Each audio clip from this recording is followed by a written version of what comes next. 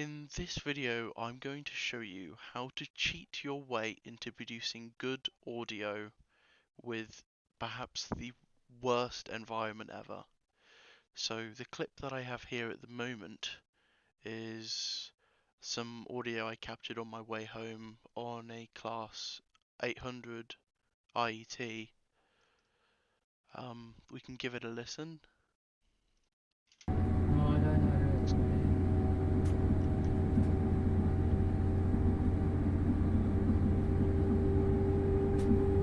Yeah, there was loads of lessons after lunch. They cancelled all lessons since after. As you can hear, it's pretty bad. So there's the sound of the aircon blasting above my head.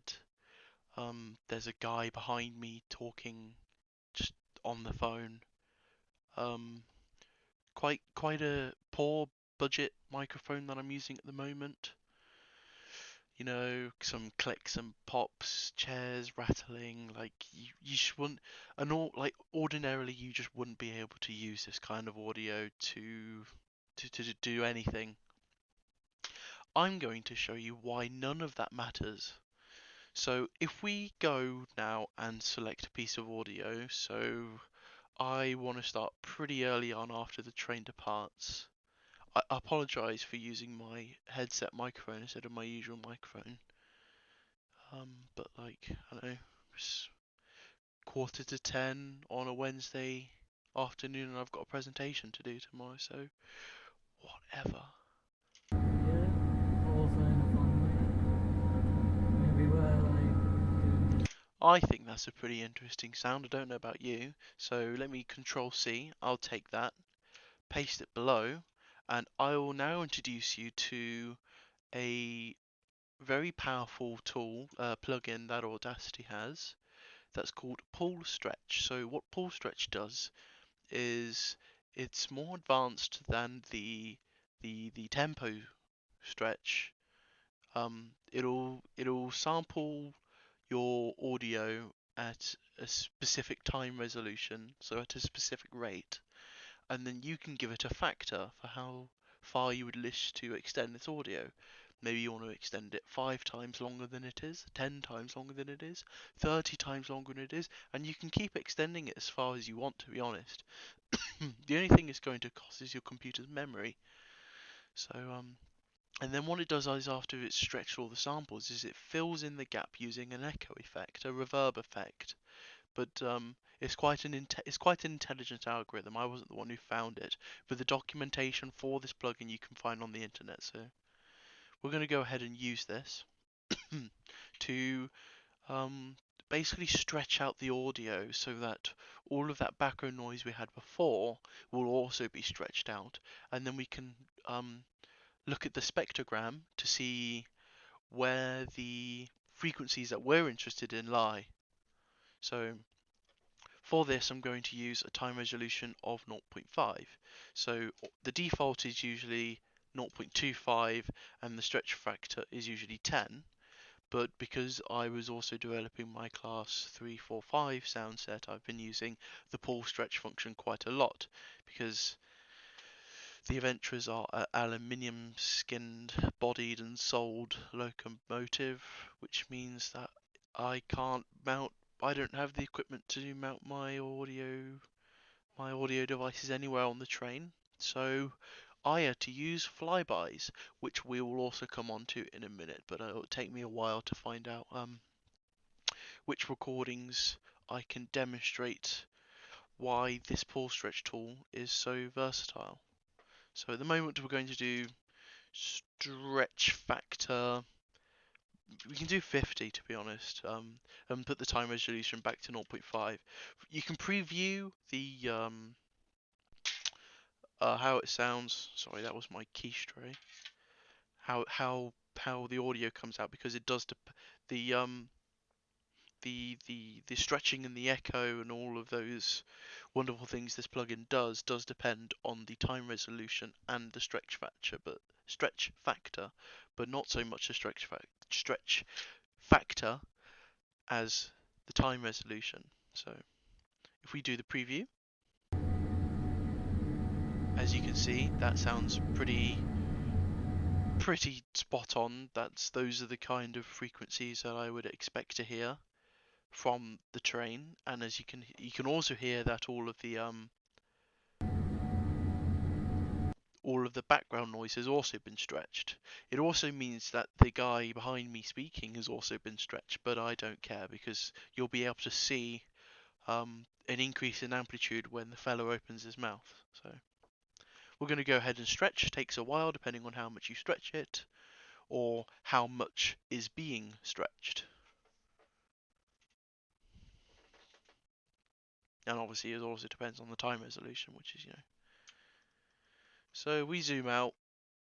The further out you zoom, the more it'll start looking like the waveform before you stretched it, because that makes sense for obvious reasons. So high amplitude here, the guy speaking. High amplitude here, again speaking. Here, here, here. This has been a really interesting conversation. So we're going to go and pick a little clip for us to take out for a sound that we're interested in. So let's have a listen to what we might be interested in. I'll start here.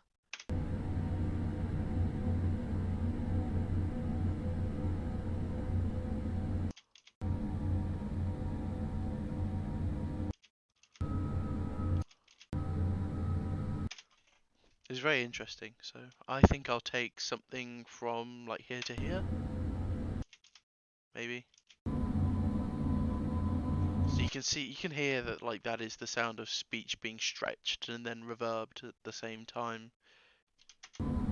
So try and avoid those spots if you also have the same problem. Again, if you're doing editing, it really doesn't matter what microphone that you decide to use for the day. So I choose you, Pikachu. 19 seconds of audio. That's pretty long. That's something that you could loop. That's more than enough time. And I would now like to see where all the noise is coming from. So if I go and drop down and click on Spectrogram, so on the y-axis for each channel you have the frequency in hertz, and then obviously the x-axis is time. So we can now go in and see the spectrogram. We can see all the frequencies at play, and you can also note that there's quite a lot of bass frequencies. There shouldn't be any because it's electric, but the reason why there are is because this train is coming from Westbury going towards London, and that isn't electrified yet. So we can cut out the sound of the engine, and as you can see the hotspots end just over 300 Hertz, and then we can check to make sure that those aren't the motor frequencies by just giving a listen to what does 300 Hertz even sound like. So it's slightly more than 300 Hertz, it's like about 350 Hertz. And then if we listen to the audio itself, we can check to make sure that the audio that we're interested in doesn't drop to 350 Hertz. That's an obvious no. There's no 350 Hertz there, so we can cut everything below 350 Hertz. So if we go into filter, curve, flatten, just maximize the window so we can see what we're doing, and I want to sharply cut off from 400 Hertz down to 350, or 340 in this case, because I can see the marker. So, and then minimize it, hit apply, and we should see that all of that disappears. So all of those engine sounds, those engine frequencies, the heavy bass, all of that is completely gone now, and it's just an empty void.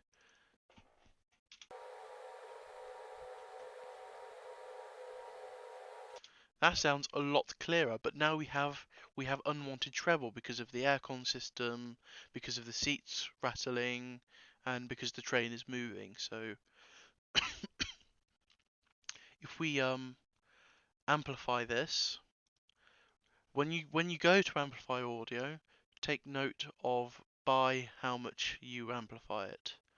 But in my case, it's not really relevant because the microphone I was using at the time has automatic gain control, AGC enabled, which basically normalizes the volume of the entire track in real time.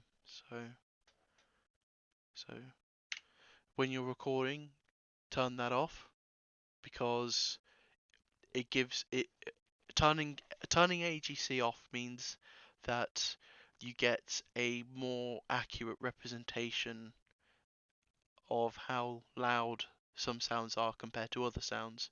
So like it means you never have to amplify any of these sounds, and it will sound more accurate because it is true that one sound, if recorded louder than the other sound, actually was louder than that other sound at that time.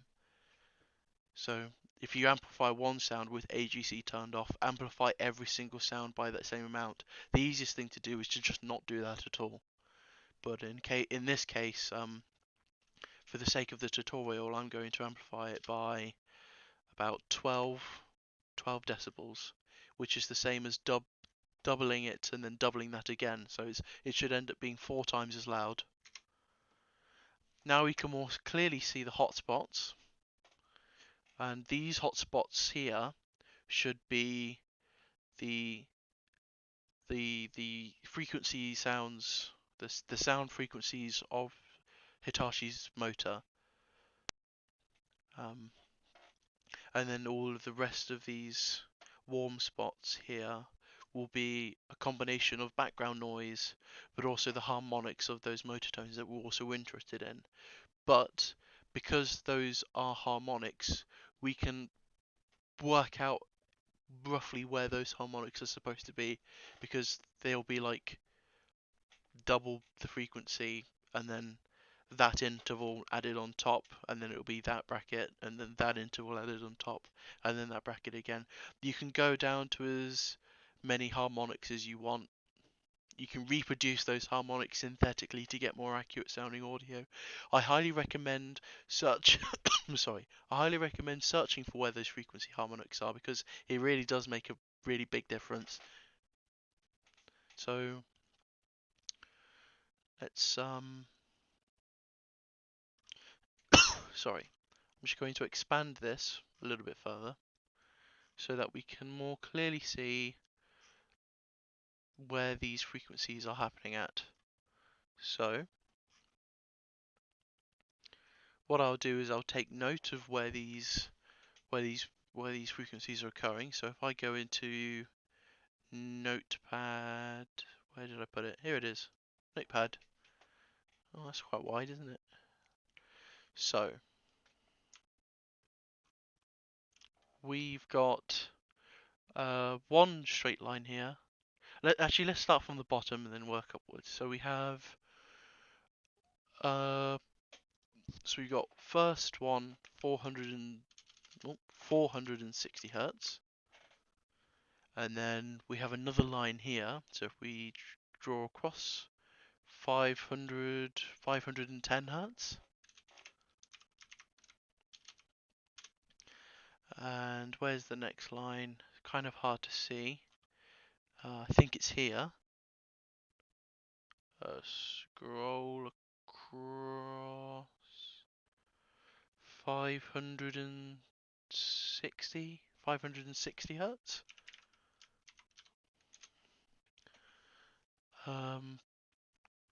Next one is just around 620 hertz. And then we have another one that's almost at 700. So we have 780 hertz. One just above 800. It's halfway between 800 and 900.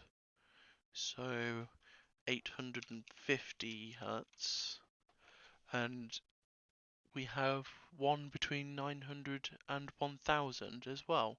Quite a strong one between 900 and 1000. So 960 hertz. And then we can group some of these frequency bands together because some of them are just so close to each other. So if we paragraph down 460, that's pretty far away. 510 to 560.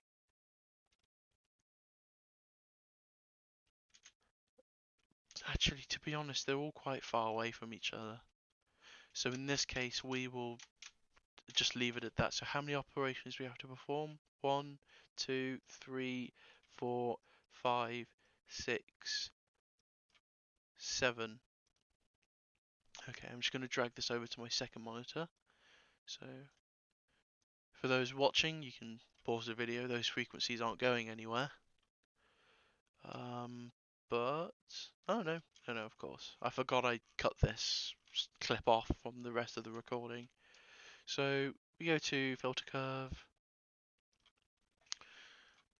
maximize this so we can see as much as possible. First one is 460. So 450 is, this is a non-linear scale. Hang on. That's a useless linear scale. Like, I don't want to see anything that's over 10,000 hertz. Can I configure this? No. No. It says presets and settings, but there's no settings.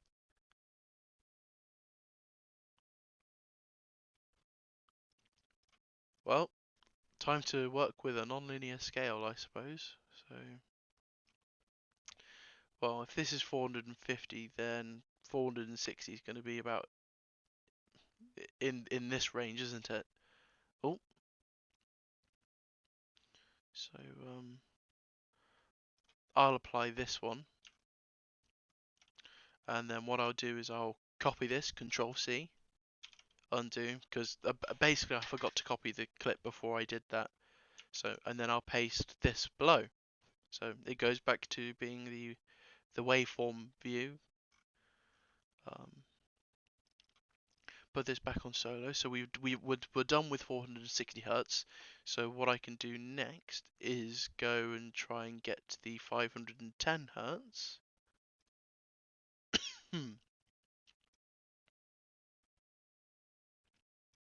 Actually, it makes more sense to just cut everything off from this side. It doesn't really make a difference to the view, does it? Okay, forget I did that. Right, let's go get the 510 hertz then. So that'll be about here in this bracket.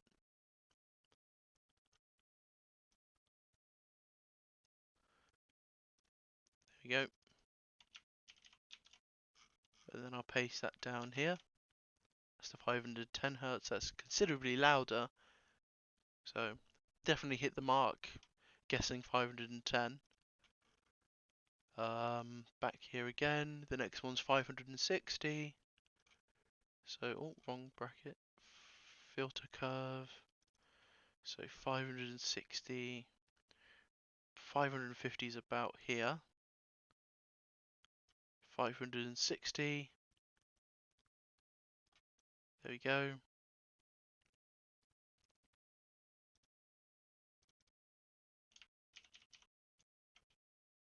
It's quite quiet actually, isn't that? Oh yeah, but to be fair, it actually is that quiet. So we'll give it a listen. If all goes well, we might be able to cut some of those clips out. 620 hertz. Maximize. So we've got 600, 610 would be about here, more or less. Hang on, let me just do this. Actually, no. My mouse isn't that. Actually, no, it is. I've got mouse sensitivity controls on my mouse, but you know, doing this menial task doesn't really demand much in terms of computer accessories. 780 hertz, that's quite a big jump. So what I'll do is I will cut everything off that is... I don't know why I keep saying that, it doesn't even matter. 780 is about here, so yeah, it's about there. Maybe just a bit more over. Hang on. Yeah, it's about there. So take that, copy it, paste it down below. Oh, there you go. The next one's 850 hertz.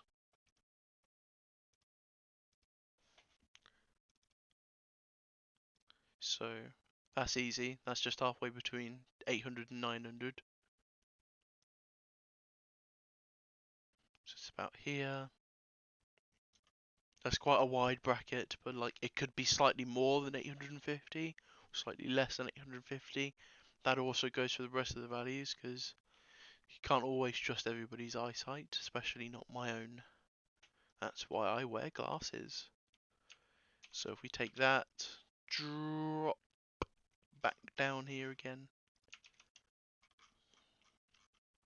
So these frequencies are going to start getting a bit louder again, aren't they? Towards 1000. So the next one and the last one that we picked out was 960, which should be loud again. So let's go and grab the 960 hertz. So 850 is about here, 950 is about there, sorry. And then we want to pick off 60, which will be in about the middle of here. There we go. And I want that. Oh, I missed. I completely missed. I totally missed. Hang on, let me go back a bit. Just back up. There we go. And then take that. There we go. That's a bit hotter, isn't it? And yeah, it's about that hot. So I'll take that. And then what we can do is we can give a listen to what all of these frequencies sound like together in conjunction, and we can determine out which ones do and don't belong there. So here we go, here's all the tracks.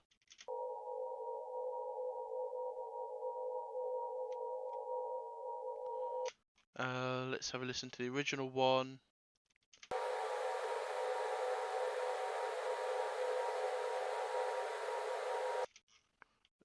Give a listen to all of these again.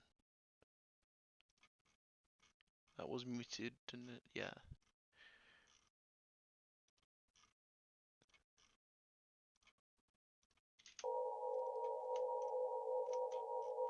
I feel like something's missing. Was it my imagination?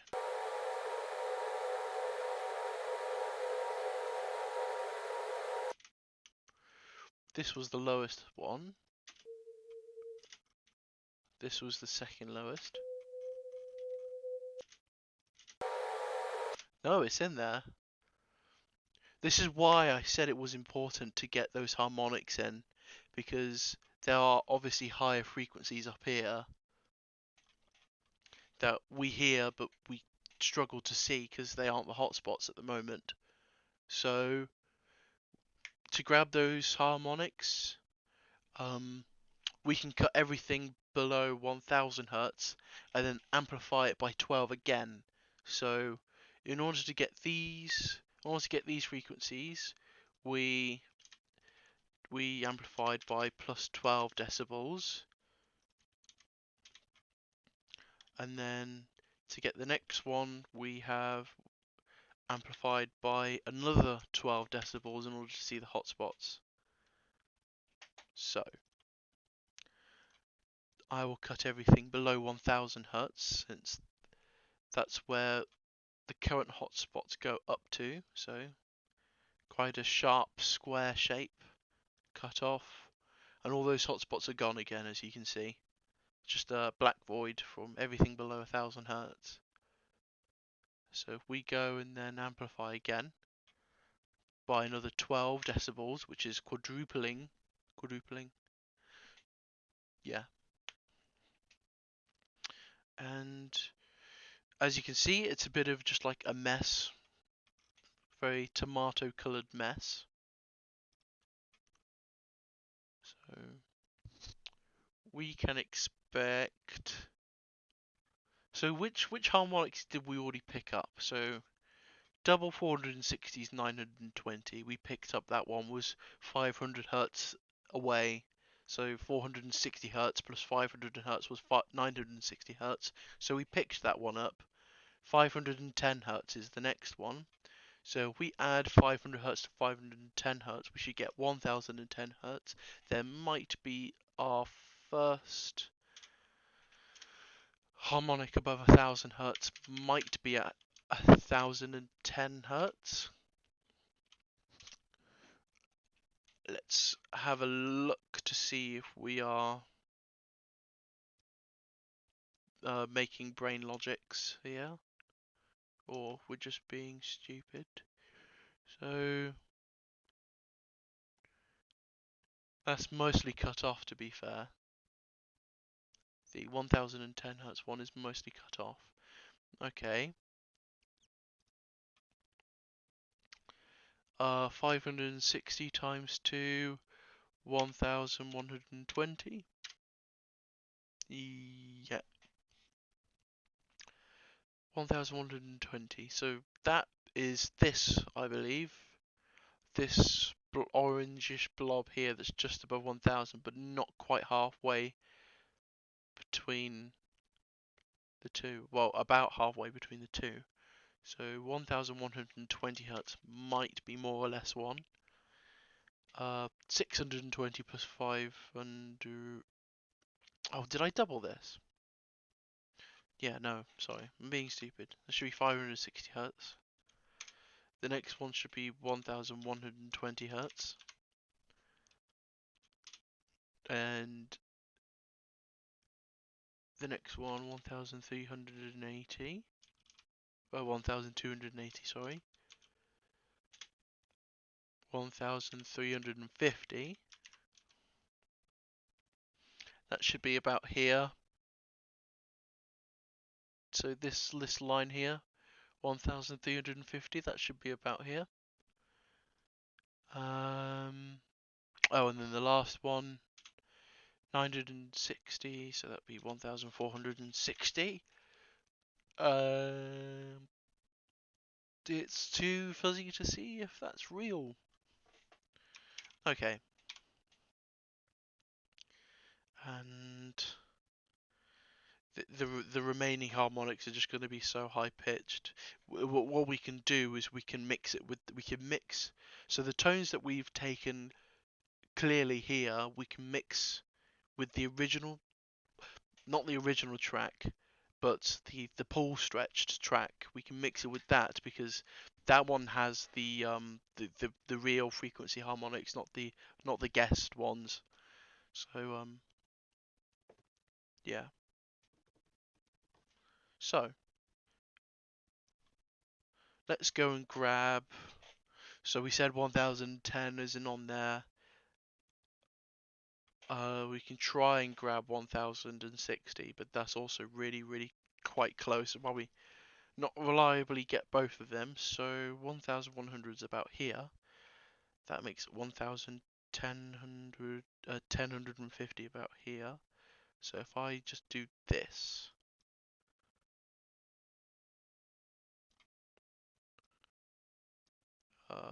Sorry, just a bit more over.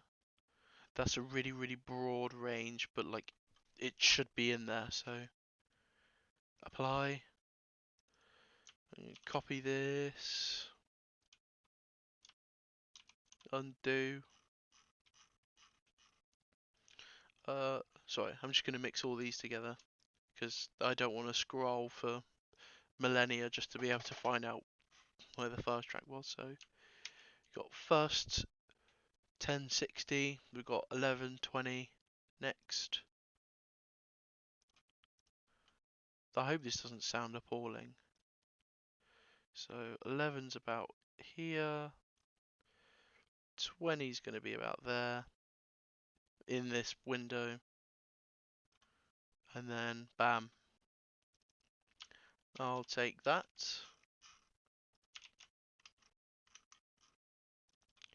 And then the next one is 1280. So it's over 12, so 12's here. Well, if it's 1280, it's basically 13,000, but just a bit shorter. So 13,000 would be about here, and then 1280 just a bit before. So square that off. Give me the bracket, and off we pop. That extends over 3,000. Sorry, just to back a bit, and there we go. Take that. I mean, they're coming up with hotspots, so I think we're more or less on the spot.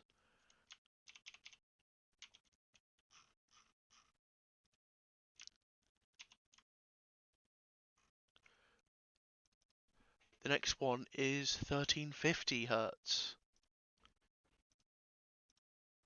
So maximize this window to see what we're doing. 13,000 is about there. And then it's halfway between 13,000 and 14,000. 14,000 is about here. So 1350 is about here then. So if we square this off, I expect 1350 to be about there. So we're going to hit apply. It came up with a hotspot again, so it's going pretty well so far. And then the last one is 1460 Hertz. So if we got all these harmonics correct, this should sound more or less as we would expect the Hitachi traction package to sound at this speed. So 1460, so we can see 14,000 is because it's labeled here, and I would expect 1460 to be about, this line would be about 1500, so back up a little bit, push up a little bit, about here. So hit OK on there. Was 1460 hot? No, we said that we couldn't see 1460 really, could we? It was a bit of an orange mess. So that's all of those. So we've gone through all of these guesses that we made, and now we just need to see if it makes sense. So let's listen to the original. It would be so. I've dragged the size of this so big that it's like it's teleporting me up and down the page.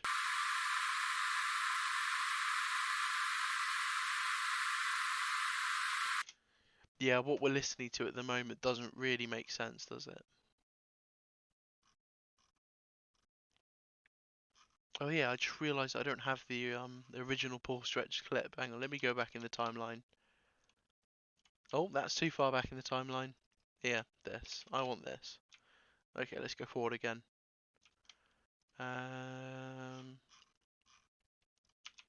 Right, there's the original. These are all the other ones that we picked out.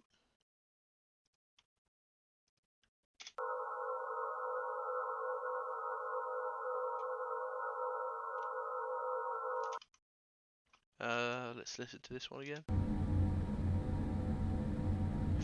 Oh yeah, sorry. Of course, we need to make all of these quieter by 12 decibels. That's why it sounds so high pitched.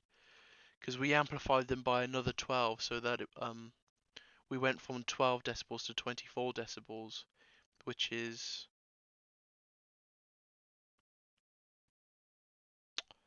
8 times louder, I think. Yeah.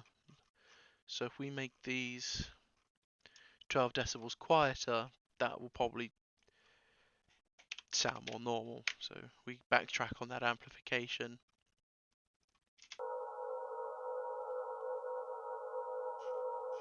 and then listen to the original. You have to listen really carefully. Yeah, that's right. That's right. You can hear them. You can hear it. So if you listen, I'll put this up. Is 12 too loud?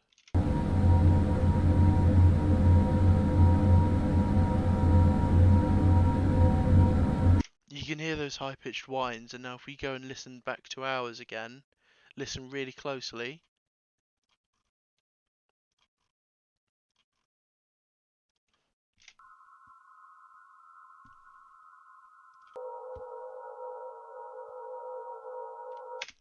That's spot on. That is literally spot on. So this is why I recommend. So dive into the filter curve, look at the spectrogram, pick out those harmonic frequencies, and isolate them. Just isolate them. You'll thank me for showing you why this is important. No excuses, Rivet Games. No excuses, Dovetail Games. You can do this if I can do it.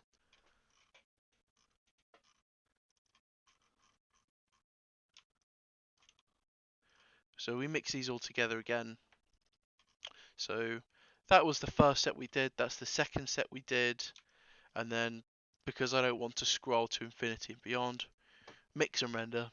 So those are the two together. I'm not going to search for harmonics any higher than that because that was basically the bulk of it. What I will show you now is the really simple step of just combining it. Because like you don't want just sine waves like what this is. It's just basically just sine waves with like a tiny amount of background noise. But what you want is the original background noise because human ear can hear up to 20,000 hertz, and this ends at what does this end at again? Notepad. This doesn't even end at 2,000 hertz, so listening to that is going to sound pretty miserable. Let's get some background noise in there. So if we make this quiet, the Paulstretch track, say make this 4 times quieter. No, double that. No. Just guess for yourself. So we've got a bit of that background noise in there just to make it sound a little bit more natural. But sorry, them bass frequencies back in. Yeah, that ruddy engine. Sorry, let me get rid of the engine again. So we said it was just do 400, isn't it? There we go. 400 down to. I'll just do a smooth curve down. Just a longer line.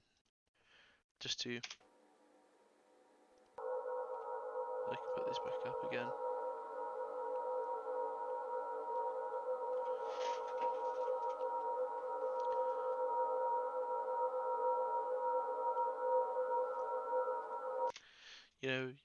I mean, like in a lot of cases, it's good to have just to be able to use a direct recording, but like sometimes you just can't. Like so for Trains to World tomorrow, the Class 385 is coming out by Rivet Games for their Edinburgh to Glasgow route, and as we know, the sound set for that is pretty unique in a bad way. So this is the kind of procedure you would do in order to just get up to scratch. Like you don't even need to visit like if you don't live near in Scotland or live near the Class 385s, then your next closest train is the Class 800 those the 80X series and whatever else they come up with their new Hitachi traction package. But like you can remix those in editing. At the moment, I'm working with RAF to just figure out how to create an audio mix in the unofficial editor for Train Sim World 3. And so far, I've managed to break the Class 395, and that was it. I pretty much I'm just waiting for something, some help. So that's that. Mix those together. We can go back into the spectrogram, and then we've got our frequencies we got our frequencies back. They are our tiny, tiny, tiny amount of background noise, which we need.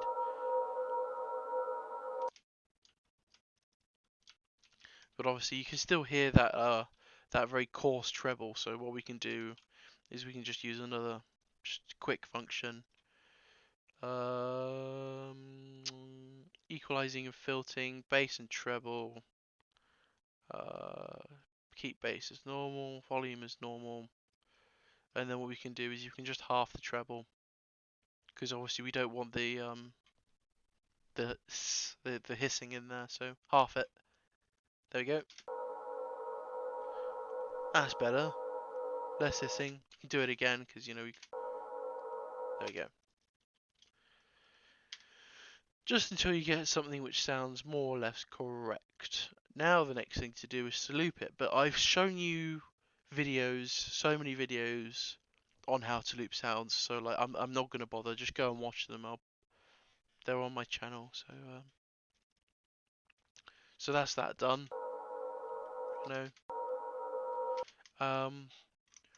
You can do the same thing for anywhere in this clip. It's so stretched out, and what it allows you to do is because of how stretched the clip is, the change in pitch over time is so small. You can just approximate it to absolutely none for a short space of time, which makes looping it easy. You don't have to do any pitch compensation or anything because of how far it's been stretched out. So what it means is you can set up lots of transitions, go from one sound to another sound to another sound to another sound to another sound, and it will sound like a smooth curve, but it isn't. Just because of how many sounds you have. This just allows you to chop up a sound. And if I show you for the class 345, so we've got traction motors in here. So we got the external one. So the external ones, like, because when the train was moving so fast, the inverter switches to its next stage collection of frequencies, really high pitch, and it was hard to. It was more time than it was worth to get rid of it. So the external sounds are actually stretched 1972 stock motors sounds, because when you stretch them, they sound different. There's less of the vibration, less of the background noise, and with reference to the YouTube videos, it just sounded more or less correct. But at this time, I wasn't able to get the recording in. But for the internal ones, again, use Paulstretch, but these are recorded from the class 345s. Because you can be inside the train. That's magic. It's almost like the train was built for people to ride on. And then obviously the inverter's recorded because E in it. So I will now show you how to do. Okay, back context time. Because these trains are made out of aluminium, basically means you can't stick a magnetic, a mag pad on them. You can strap it to the bogies, but if you did that and you didn't arrange for that to happen, you're gonna get a stern talking to. Maybe Mr. Policeman will come over and be like, ah. So it doesn't make life very easy, and there's no openable windows, and the train is sealed to like IP a billion, so you can't hear or feel and see anything. So flybys is when you record, you stand on the platform with your microphone, you point it towards the train, or you put it on a tripod which faces the train, and then you just wait for that train to take off, and you take the audio of that train taking off, and then you loop it. But with Rivet Games, what they've done is they've recycled sounds from the Class 484, which they did for the Isle of Wight 2022 route. That's bad. That is bad. Like like Rivet Games developers, most of them are local to Scotland. They're local to the Class 345, 385 because they are everywhere. They run like 80% of the ScotRail network at the moment. So you can get running sounds from the Class 385 without even having to be on it. You can get the sounds of the traction package. You can get the sounds of the traction package from the outside without having to be on it. But like obviously I've shown you in this video for the Class 800, you can get them from the inside. You can find YouTube videos of the sounds for the Class 385, the traction motor sounds. They're on YouTube. You can get those sounds. Just buy a ticket and then get on the train. Like you don't really need to arrange a recording session to do something as simple as this. I've been doing it for literally years. So I'll show you now. Let me think of a train that we can oh, there's a good one. The 166. You know, you never get enough of that. It's my favorite. My favorite mod. Got the best sound. So I will go and find where those resources are, and I will show you how overpowered the Paulstretch function plugin for Audacity is. So if I go back on myself, find out where I put it.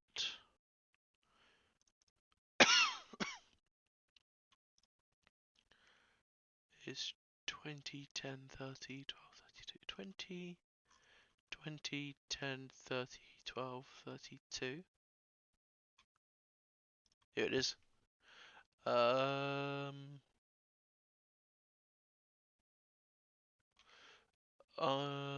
Let me save this. I'll be using the Class 800 recordings to mod the Class 385 anyway, because I live way down south and Scotland is basically the entire country away, so that's not me going up there is not happening anytime soon. Plus, because of the audio editing skills that I have, it doesn't even make a difference. Like the sounds require editing anyway, so YouTube is a pretty good reference. So we create new folder 385. Go in here, save the project, and new project. Recordings, amazing. Go on. Bruv, what you. Okay.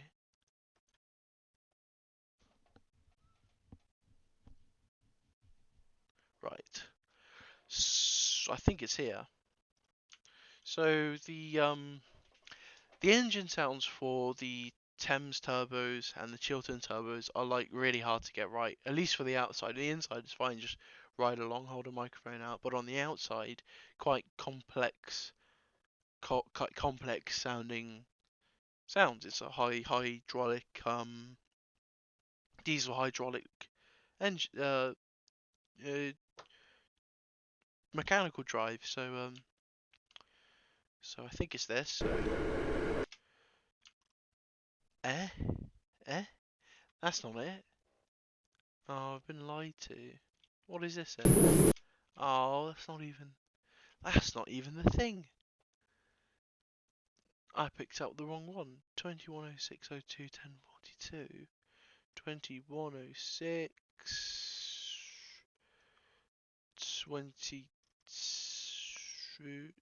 02 1042.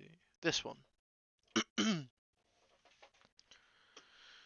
That's 950 megabytes. Like these recordings are really big. How many recordings do I even have in total?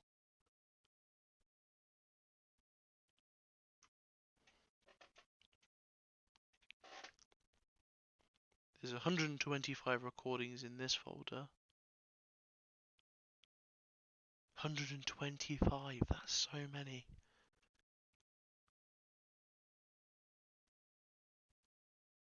and like each of them is about a gigabyte, which amounts to about 1 hour 40 minutes. So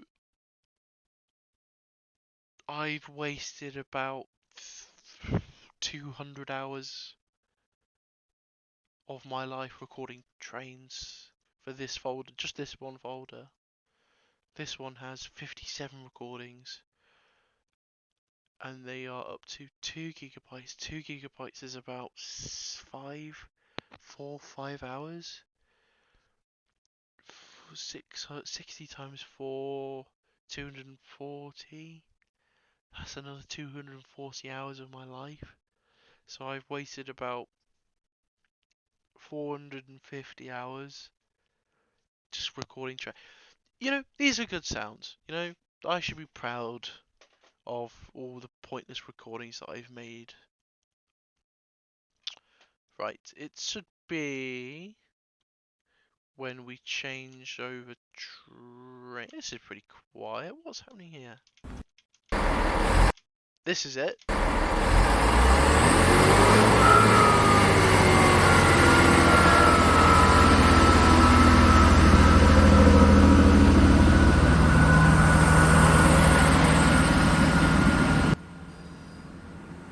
Oh, where'd the project go? Oh, either way. So, what is going on? Right, closing this. Don't know what is going on here. No, I've already saved it. So we go back to this project again. So that's a flyby. So the train takes off, and then it makes loads of sounds that we care about, and then we pick them up. But like it has all sorts of things going on. It's got the Doppler effect. It has the vibration of the train moving. It's got the track and bogey winds, track joints. All sorts of things that we wish weren't there. Is this done compacting yet? It's not that big, surely. Is it? Must be. Well, that's that done. So we're going to take this. Control C. I don't need all of this track anymore, do I? Bam. How do we get these sounds? So as far as this is concerned, you should probably record clearly the sound of the Perkins engine doing its engine duty cycle, because if you stretch it, then that completely gets lost because it just gets reverbed away. But all of the hydraulic whiny noises, those can stretch because they're continuous anyway. So we can paste this below and stretch the hell out of it. So we need to pick a new time resolution, and stretch factor can just stay the same anyway because it doesn't really matter. I should probably pick when the train is actually moving, huh?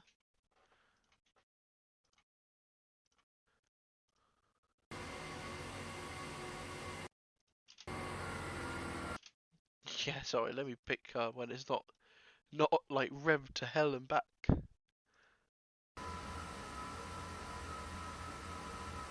Now, does it sound better with the default?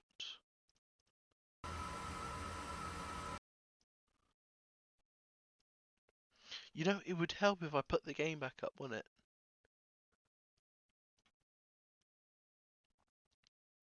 I was like, this is so quiet. Okay. Let's try that again. Let's give it a listen.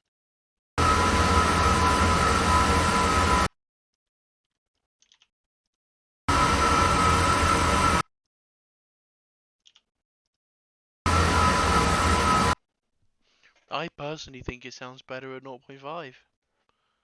So let's sorry, do the entire track.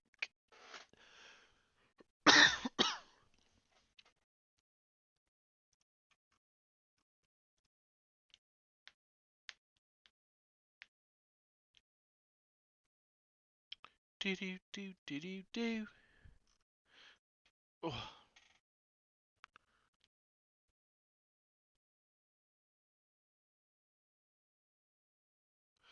Oh,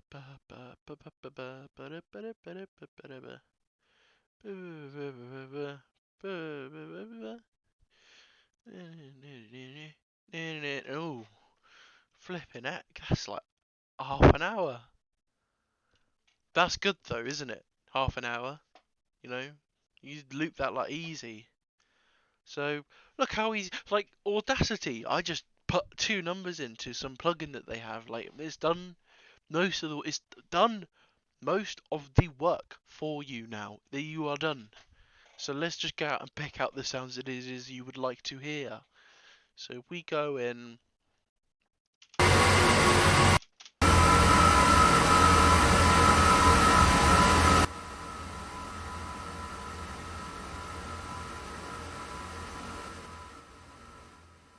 It was easy.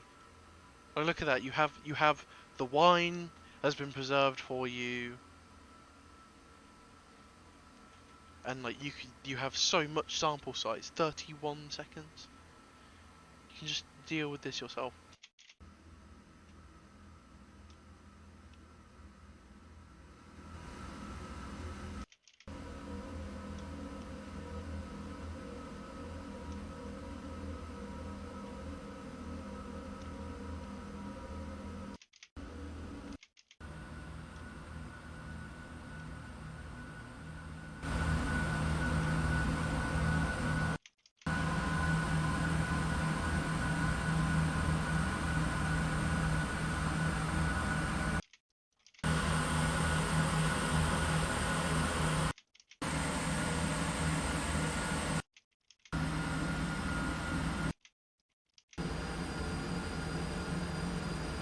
There's that flange squeal in the background, which has also just been stretched, but like it is good.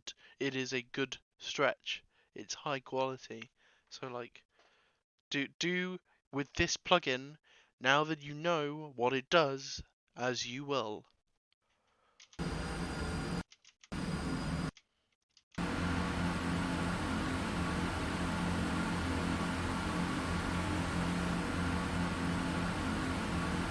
Just listen to that. That's good. That is good.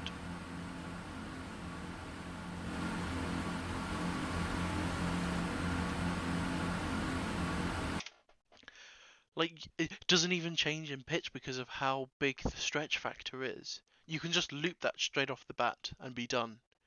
Be done with it. Save yourself time. Editing audio does not have to be difficult. It is so easy. This 2 minutes, you get your recording, you pick out the clip, you stretch it to the ends of the earth and back, and loop the section that it is you want to take out of it.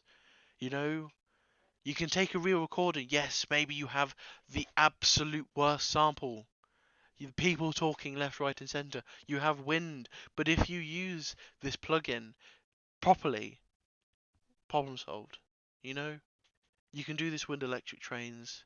Let me show you how you can how I say this, but I don't think it was straightforward. So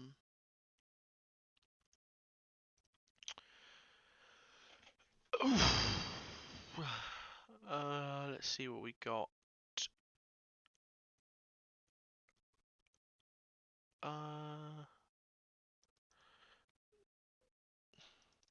Let's choose something that's like a really bad loop. Take something out from the game Train Sim World. Something that like a 5-minute job that you could improve upon the loop quality of a sound using the Paulstretch. So let's take the Boweria 442 for example. So we go in, take its inverter because like it's so famously bad loop. Like here we go. Here it is. Sorry, let me just do that.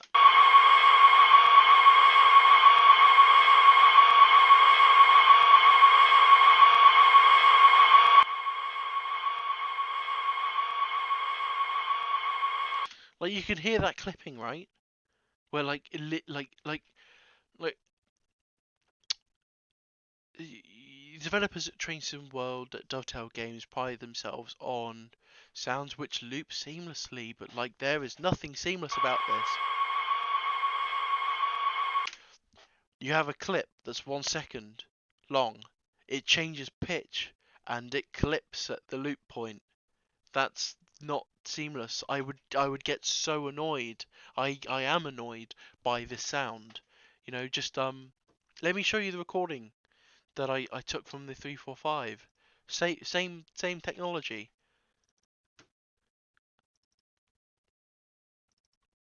So if I pick 4, so like this inverter has like because of the Paulstretch functionality, I could pick out so many different stages where like the sound of the inverter changes. Because this powerful tool just enables me to just magnify audio detail. So if we go in,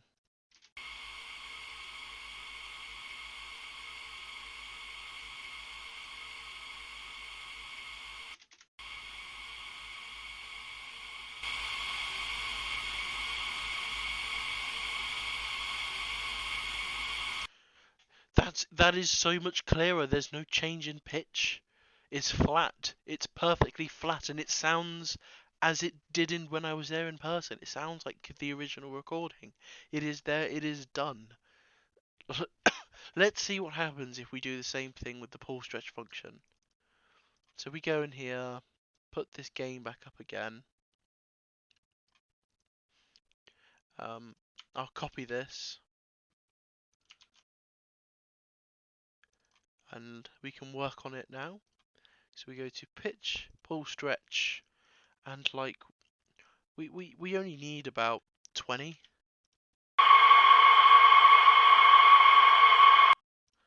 Like, isn't this already better? This is already better.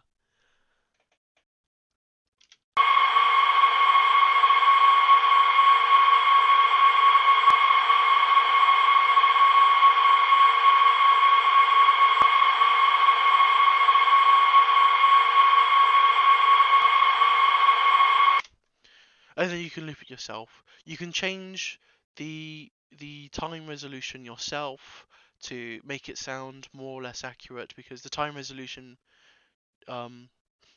depending on what you choose for that number, it'll pick up different frequencies, or um, it'll miss out on some frequencies, or it'll manipulate them incorrectly. But in this case, you know, that literally did the job. That literally did the job. So let's take this, shall we? And for that same... Oh, wait, where did it go? Did I delete the whole thing? That's pretty embarrassing, isn't it? I'll copy this section. And, you know, let's create that 1.3 second loop. Whoever decided that was a good idea, Linus, I'm looking at you. So, I can cut this a bit short, can't I?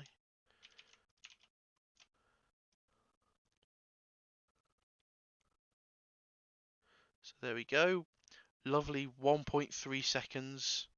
Just choose, just like, sorry, just, you know, just choose a longer sample, or use the Paulstretch and make it longer. Like, you don't want something which is such a short clip that you can just tell when it loops. This isn't the Simpsons Road Rage for PlayStation 2. Like,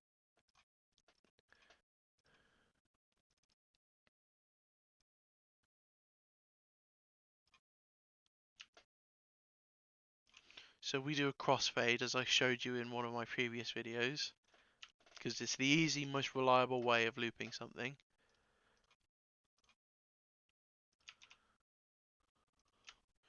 And there we go, there's our crossfade done. Right, take note of how the original sounds.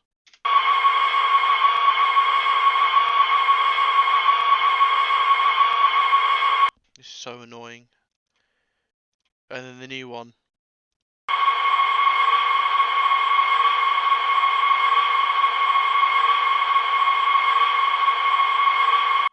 To be fair, the crossfade causes that artifact, which is, that is why you should choose a long clip sample size thing. Put a longer clip in or something. Just do something. So, oh, whoops. So, because of the superposition here, it just makes the pitch change.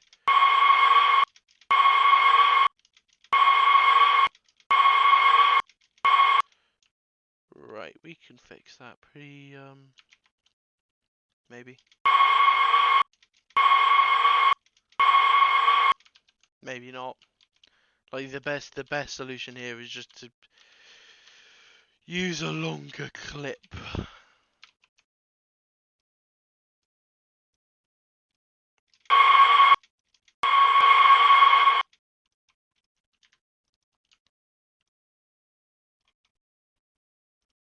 Right. I am going off on a bit of a tangent here, but like, just, editing, it's not as painful as it looks. It's pretty simple. It's not everything it's cracked up to be. So like, there we go. Nice long loop. This is going to be less annoying. It's nearly 4 seconds long. That's like 3 times as long as that other thing is.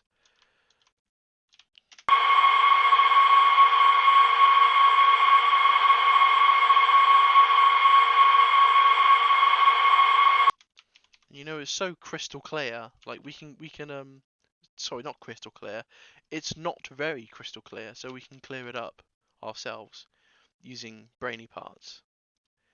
So if we go into the spectrogram, sorry, because in editing they cut it off because of all the background noise. Well, they should have learned about the Paulstretch function. That would have been handy at the time, wouldn't it? You wouldn't have to do this thing where like you have literally nothing above 8,000 hertz. Why would you do that? The human ear hears up to 20,000. Some people can probably hear over 20,000. So like, what are you doing?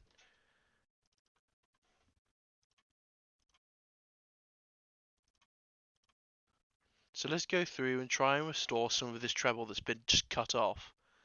So, and like look at this. There's at 8,000, like 7,800. There's just like a line. What is that? What is this 780 hertz line? There's nothing that high pitch that will come from this train. So we go here and just get rid of it. Like, just screw it. Like, why didn't you remove that in editing?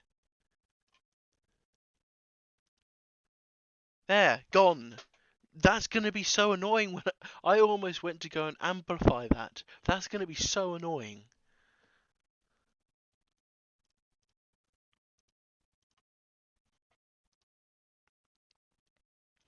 Right, let's bring that treble back. So if I do this, what's going to happen? The world's probably going to end, isn't it? Ooh, there we go. A lot of it's come back now, but I've amplified because of the way I decided to amplify it. We now have some really hot spots at like 8,000, 9,000 hertz. So for that one, I'll just use the graphic one.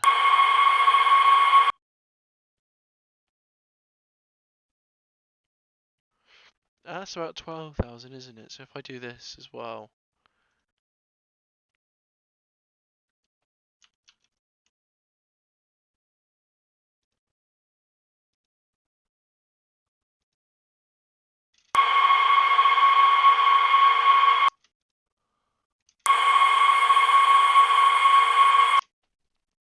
Okay, that's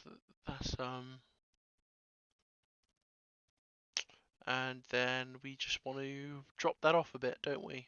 Just drop it off like this.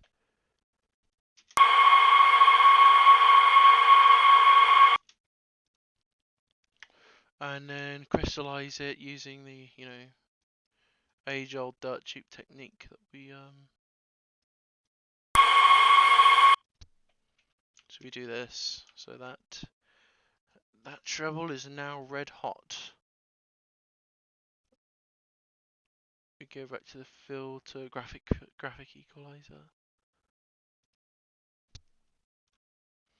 And then the 800 Hertz region, deal with that. Flatten this, do that. Do it again. We've got something at 12-ish, 12 and a half. Oi, oi.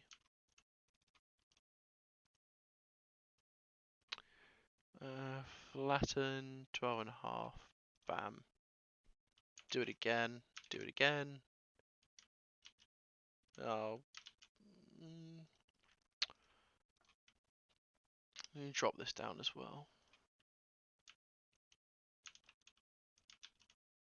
That's so loud. Filter curve.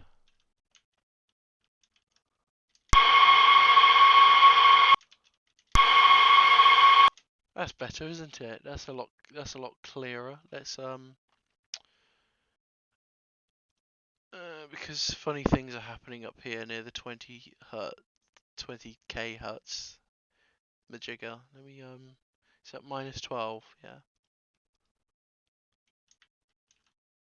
Oh, that's too high up. That's if we do 14k, so that's about here, isn't it? And then do -24. And then again. Oh.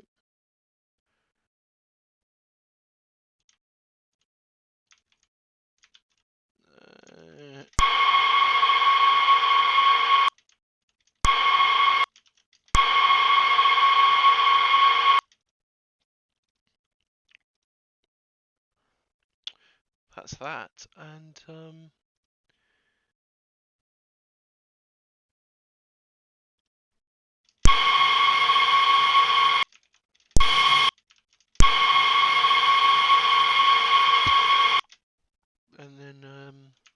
where's the hotspot for this one? 400, 500. So I'll cut everything below 400 off, but like smoothly. So 400 all the way down like this. There we go. That's better, isn't it? That's a lot clearer. But in complete...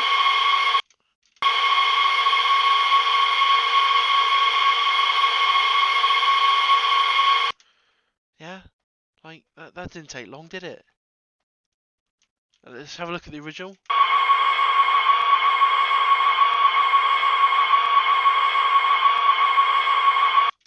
Like, why just clear it up?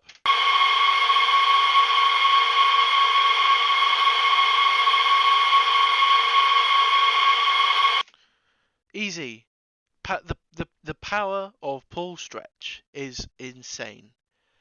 And then you can crystallize it, you know, that didn't take long. All I did was open up the spectrogram, find out where the problem was, why was this all cut off. I identified that there was something weird going on at 780 hertz. Just got rid of it. You know, if you're not going to hear 780 hertz, to be honest, get rid of it. And then we can hear up to 20 hertz. It sounds weird if we can't. So I just put the treble back. I put the treble back and then I modified it by ear until I got something which sounded acceptable. Something that wasn't going to like kill my eardrums, and this was the result.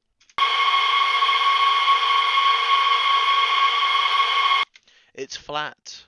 It loops so well. It's completely seamless. That's amazing. Didn't take long. It was completely free. Audacity is free. Don't pay money for audio editing software. You don't need it. Unless you do. Because some audio editing software out there is actually really good. But like, if you're doing this, then you don't need it. So, I'll if anybody wants this, they can have it. Because I'm not interested. I have my own recording from the Class 345, which is in stereo, therefore it's better.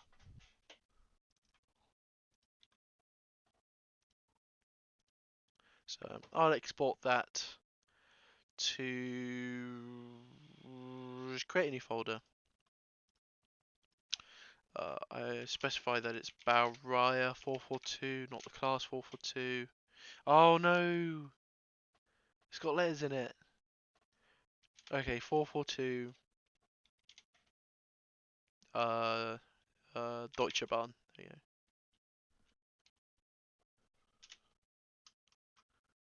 Is that what I did for 423 Deutsche Bahn? Excuse me. Where's thingy? Why is it down here? Oh, whatever. What was the name? Sorry. What was the name of the thing again? Oh, it was this. Schnellfahrstrecke Köln Aachen. Köln Aachen, even. Sorry. There you go. Free. Like, so free. That was so easy. What other flybys can I show you? How long have we been recording so far? Hour 16 minutes.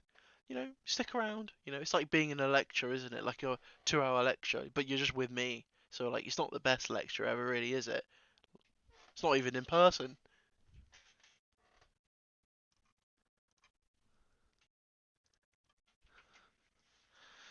Let's think of something. What? Oh, running sounds. Rivet Games, class 484 running sounds. They were recorded. They weren't even. There was no microphone, mad padding, no suction cupping, no strapping of any microphones to that train. That was a flyby, and it loops so badly in Train Sim World 3. It is such a disappointment. Like that doesn't even require Paulstretch. You wouldn't use Paulstretch in my opinion in order to do something like that because you can get such a long recording. And then what you can do is you can just crossfade it to Mars and back. If you crossfade it enough times, it'll just turn out flat enough. Let me show you how to do that. I need to first find a recording for where this happens. So what I'll do is I'll save this project. I need to give it a name because it's not even related to the class 385. What would you do? Oh, Paulstretch YouTube tutorial example. Oh, sorry, do that up here. New project. Let's go find us a recording. What moves? What moves? Oh yeah, they don't even have recordings for the rolling, the track running sounds for Mortal Speeds. It's just one recording which just gets louder. The rail sound from Train Sim Classic.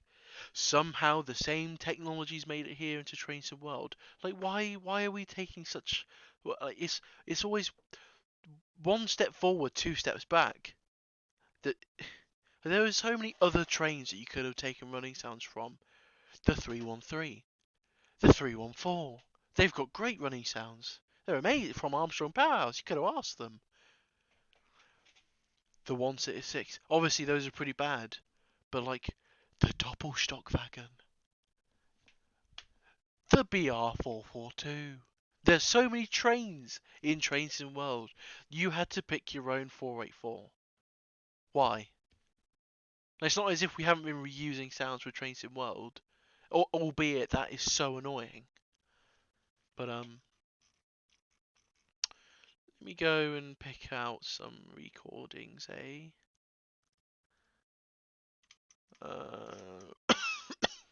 Blimey.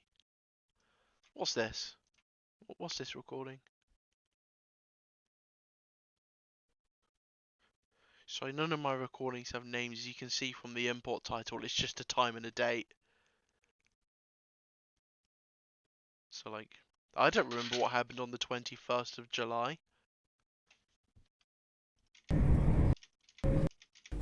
Apparently I was on a class 800. That's what it sounds like. Cool. Thank you very much. See you later. Those are some pretty nice run sounds. You can probably get them through Paulstretching, to be honest. They're quite continuous. The next. Yeah, but sorry, none of these are really flybys, are they? What is this? What is this peak? Track joints. Those are pretty nice. Those are pretty nice track joints, aren't they? Listen to that again. It's amazing. Like, I just have so much stuff that I've recorded which I just forget about. And like, they're just here at my fingertips. I can put this into any train I want.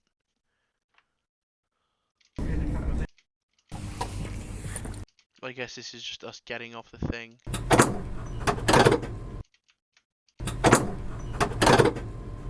Is that the door ceiling? That's crazy, blood. That's crazy. What's this? Train manager. Oh, I don't care. What's this? Oh, well. Oh, well, that'll be the door releasing then, won't it? Because we're arriving in it. Yeah. Well, that's not what we want, is it, anyway? So, what else we got going on? My brain cell hurts. What's this? What's this? What's this? What is this recording?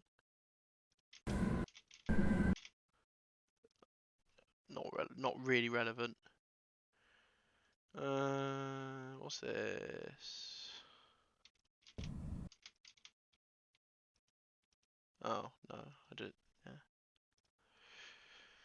This is difficult. That's only 5 megabytes. What is this? Oh.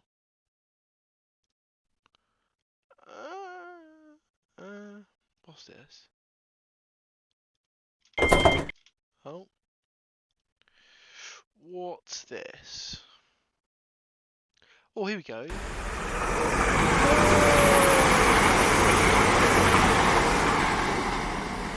That's a flyby. You know, that was really short. That was only 8 seconds, but like the bulk of it was like only like 3. Not even that. It's not even 2. Like 2 seconds.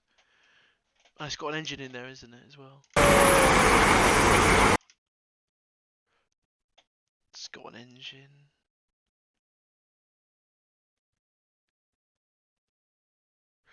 For demonstrative purposes, am I going to...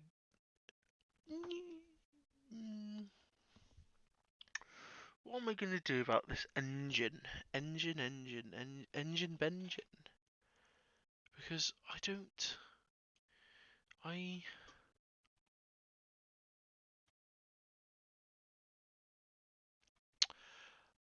Let me go grab a video instead and import the video as audio. Because I think I'll have better luck. Because obviously I can see what happens in the video.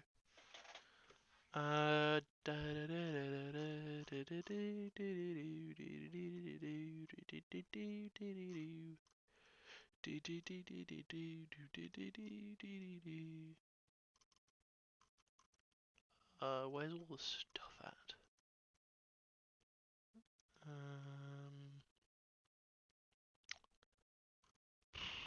Oh, it'll be in photography. Never mind. Silly me. What happens here?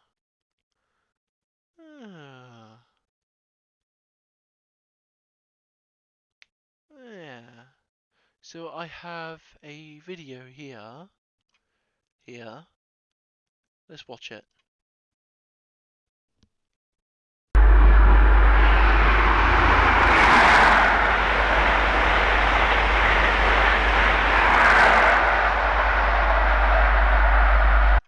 So that was pretty that was bad microphone. Actually no, it's not a bad microphone, but like it was a Rode Video Mic Go, which arguably is like a bad microphone. It's a budget microphone, but you know, with the right setup and the right audio editing mindset, it's actually a good microphone. You know, don't blame your tools, because you know you should know better.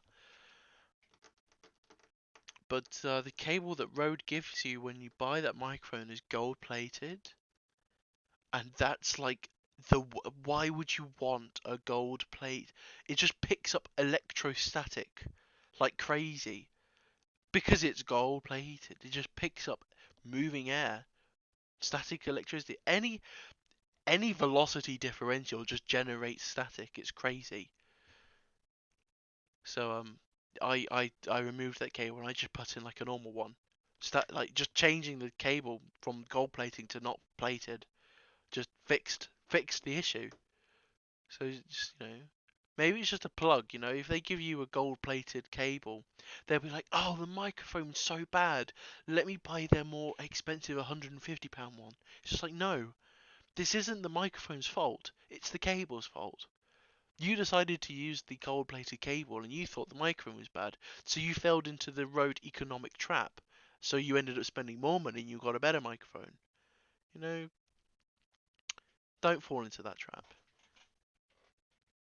So we're going to use this video, despite its thing, and I'm going to show you how easy it is to use a flyby. This is really fast. This is like 90 miles an hour or something, and then create a loop.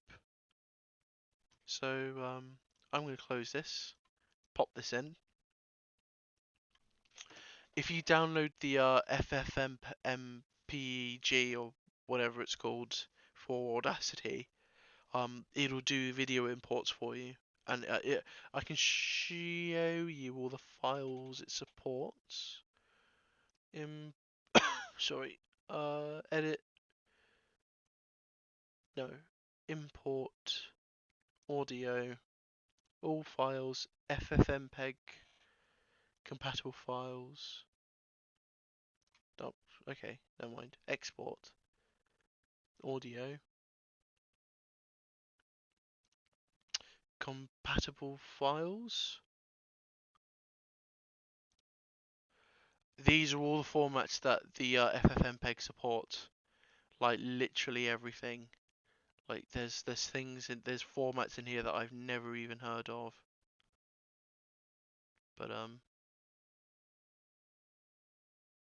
But yeah, and like it'll even just take raw data, or like it's quite useful. So, but yeah. So where like it squares off here is like it was too loud for the microphone basically. Well, that's mostly me just not setting up the microphone correctly. So what we got?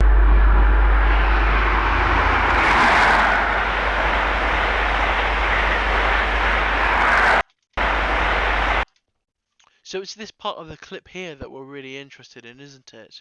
When the sound of those Mark III coaches flying by at very high speed. Like a normal person would be like, "You can't use that for the game. That all sounds so annoying." I mean, like, yes, of course it would if you just decide to loop it. Like, just Rivet Games can Shift L and just call that a day. Be like, "Oh, this loops. This is fine." It's like, no, edit it. Come on, like decency. Have the decency to edit it so it sounds flat. But no, we work for Rivet Games. I guess you just don't care. I'm looking at you, Rivet Games, because you don't care. Try harder. Like, let me show you how to do it. So this is pretty short, 2.47 seconds. So what you have to do is you just have to go nuts. So I want to have this clip extended. And then what we're going to do is for when these clips overlap, we're going to create a crossfade. 14 seconds is probably about long enough to start working with. So let's begin crossfading. Don't worry about what it sounds like, because like you're gonna fix it later. So like, just the first step is to make the clip long. Like make your clip longer by crossfading itself with itself.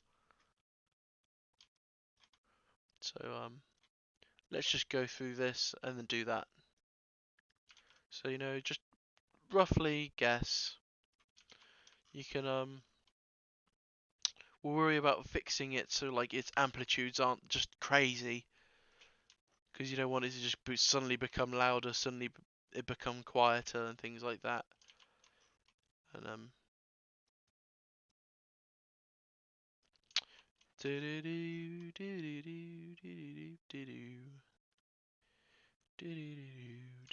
right, is that the last one? Right, and then we do fade out.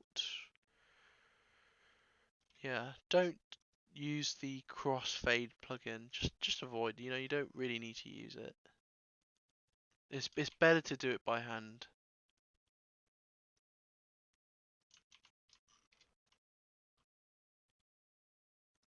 Because then you get proper control over where superposition happens, and like if there is superposition, you can just drag this clip up and down, and then have it so peaks and troughs line up.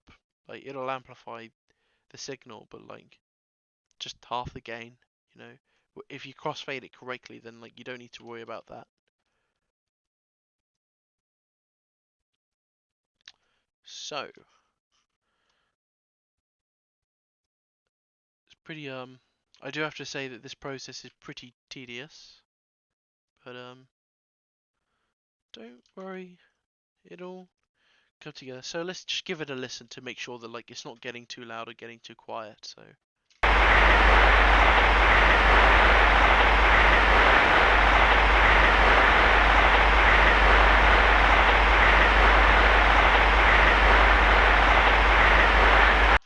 like, obviously you can hear that it loops, but like you can fix this. You can fix this later by just if you keep overlapping it on itself, just do it again and again and again and again and again. It'll just merge. It'll smooth itself out because every part of the clip just sounds like every other part of the clip because of how many times you've merged this clip with itself. So I'll just check again. Keep an eye on the decibel meter. Oh, that's new. The decibel meter up top.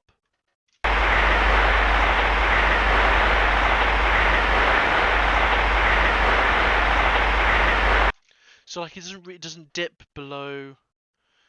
It doesn't get too loud. It doesn't really get too quiet. So like its range is pretty good. Now if we mix it together, we can visually see if that is the case. There you go. That's very flat. That's very amplitudes are all flat. So what we can do now is copy this. We can reverse it as well. You know, change it up a bit. Reverse.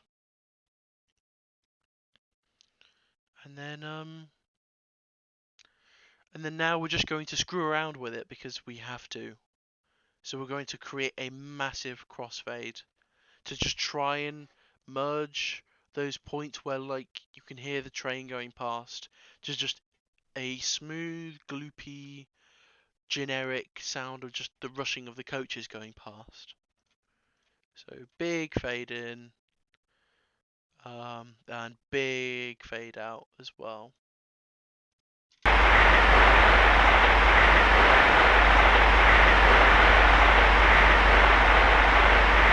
So in here, it's becoming a little bit harder to make out what's going on. It just sounds like rushing, the rushing of the wind. And you can do this the same thing for track wine. Do I have a recording of that?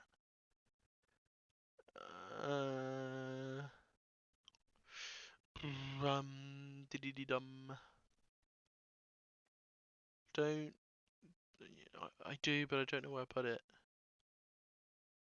You can do the same thing for track wine, but you have to be more careful about how when you line up these two tracks for crossfading, how they're superposing, because like you don't want to go over the crossfade and then lose a frequency because you've superposed it out of existence, or like that frequency becomes way too big because you've stacked it on top of each other because of superposition.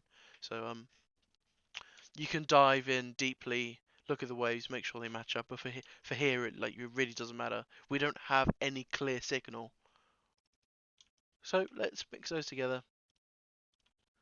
And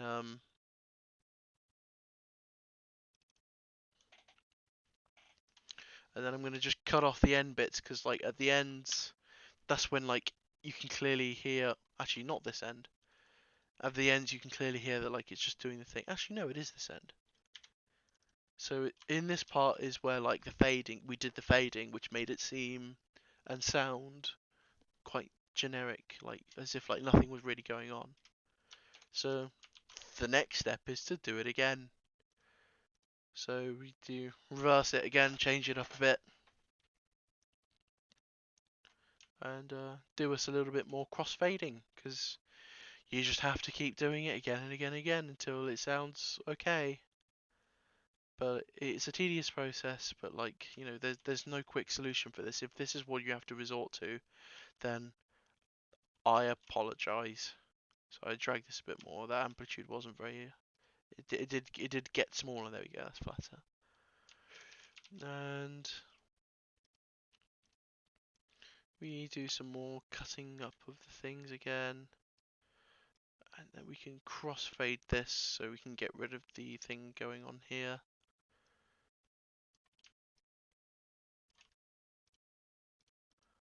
It makes sense in my brain, but I can't really explain why I'm doing it.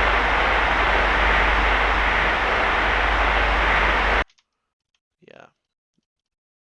Yeah. That's pretty necked, isn't it? So I'm going to reverse. A up. This is the last, but why does that keep happening? Right, minus 6 decibels.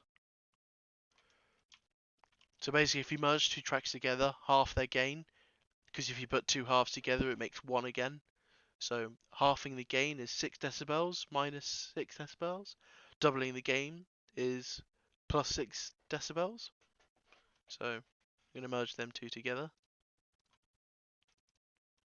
Oh, it's necked in the middle.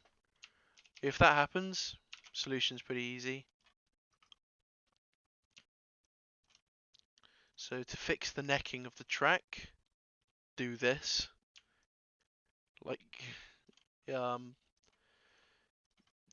just do this. Let's see how that comes out. That's way too big. Okay, reduce the gain by about 9, I guess. That's not really very good, is it? Okay, triple that. Triple this. Try that again. There we go. That's fixed. And then I'm going to cut this because, you know, change it up a bit. Why not? I'm going to cut that off. I'm going to say I want to do this here. Crossfade the hell out of it. Doing the crossfading is like literally the most boring bit.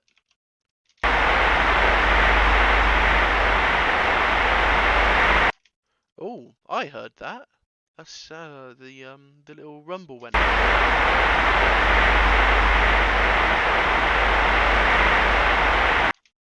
Mhm.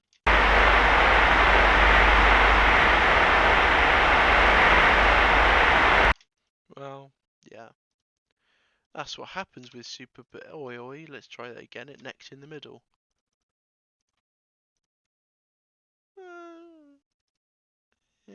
That'll have to do. I'm gonna cut this maybe. Yeah, why not? First of all, how is this sounding? Where in this clip does it sound like the train is still going past?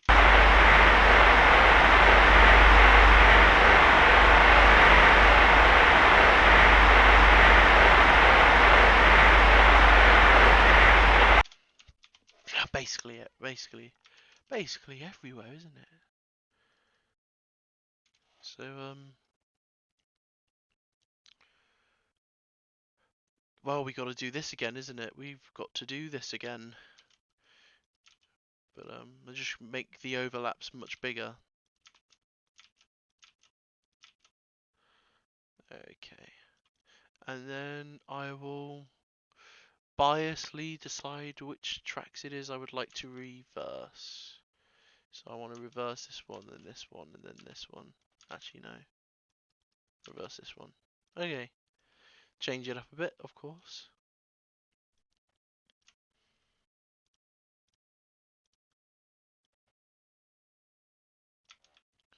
Do do do do do do. But trust me, this does work. It just takes ages to get it. But like, this is very much like if you have no other choice, do this. But like, if you don't have any other choice, do this. Like, actually, just do it.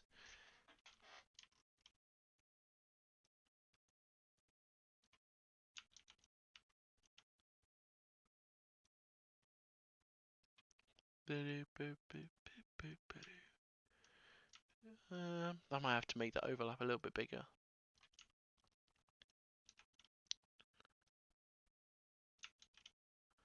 Oh, missed this one. Bam.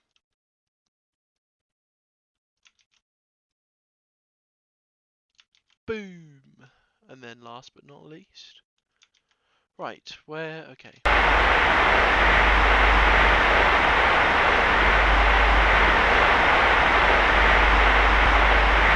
Oh, that's looping.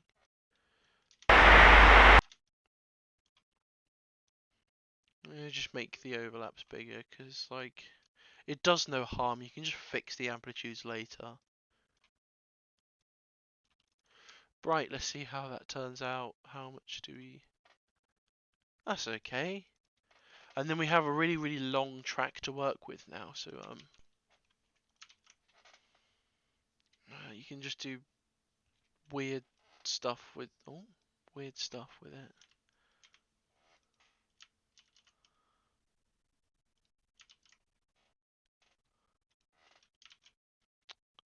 Actually, just give it a listen.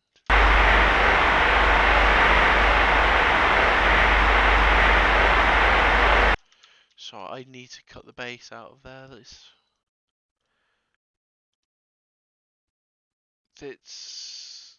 Let me look at the spectrogram. What's going on? Everything below 100 Hz needs to go. Waveform. Everything below 100 needs to go.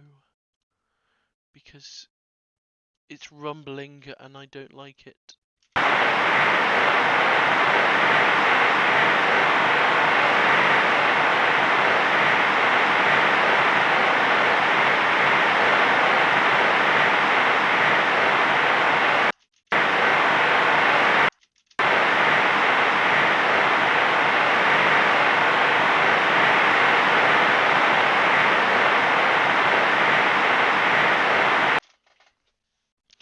So, as far as the wind is concerned, that wind is pretty constant, but you can still hear the wind for like the in between the carriages where the vestibules are. You can still hear that like added wind pressure as the train goes past, the like the whoosh whoosh whoosh. You know, the repeating pattern, which tells you how many coaches go past in a second. What we can do is we can throw another clip in there to settle the score.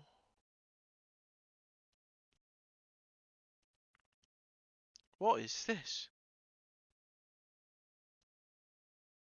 What is this?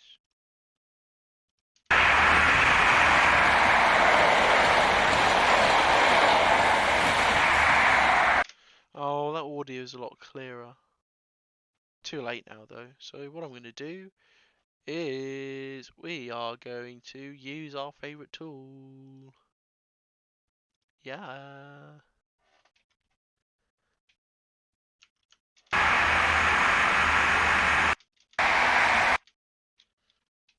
To be honest,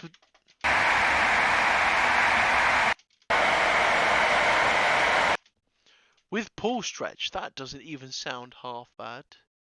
But like, because we've wasted so much of our time already, we may as well just combine these two.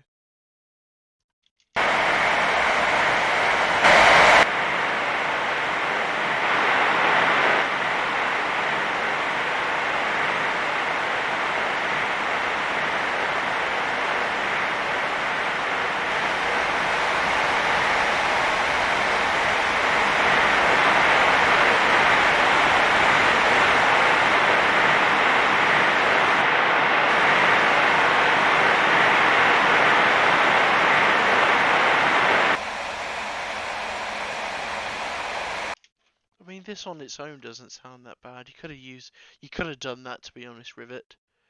You could have done that, and that might not have turned out so bad. If I did, yeah, yeah, that really might not have just turned out so bad if you just did that. So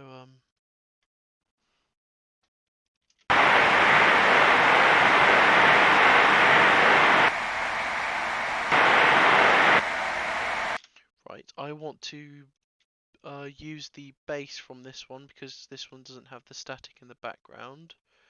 So let's put some more. Don't need the treble. That'll do. That's nice.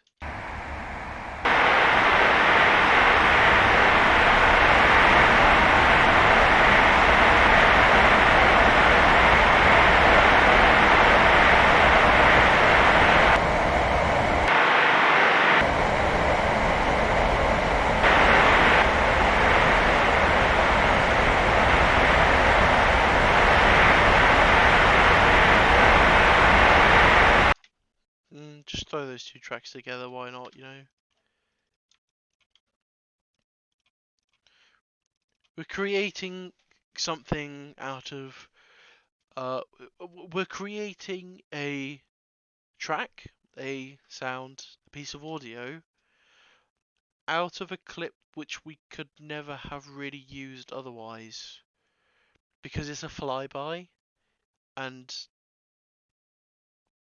most people would turn their heads away from doing that, but like, the audio itself presents that this isn't actually such a bad way. It's sourcing audio from flybys, as I've shown you with the other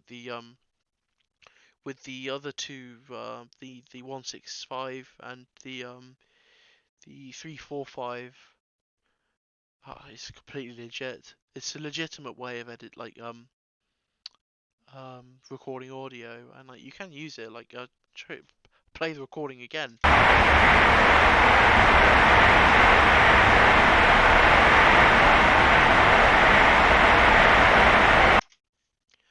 It's convincing enough. If you listen to this in Audacity with your headset or headphones, then you would be like, oh yeah, that's obviously a flyby. When you're playing the game, like it's so flat, like literally flat.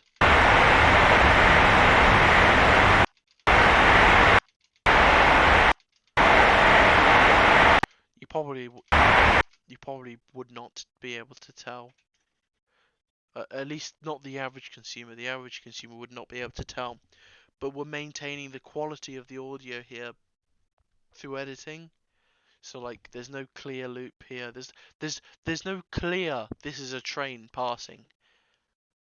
And as you've shown with the Paulstretch, if it is something which is stretchable, go for it. Just go for it. Make your life easy. You know, work smart, not hard, but just don't also be lazy. So we can loop this. If anybody wants this, you can have it because, you know, it's not really worth much to me. Fade in. It's just a crossfade to make it loop. So fade out. That should be good enough. We'll see if it necks at the end. Doesn't neck. I mean, like obviously there's a bit of a sign that like there was a crossfade here, but like it'll just be volume because there's no tones or signals or anything like that. So you can export this.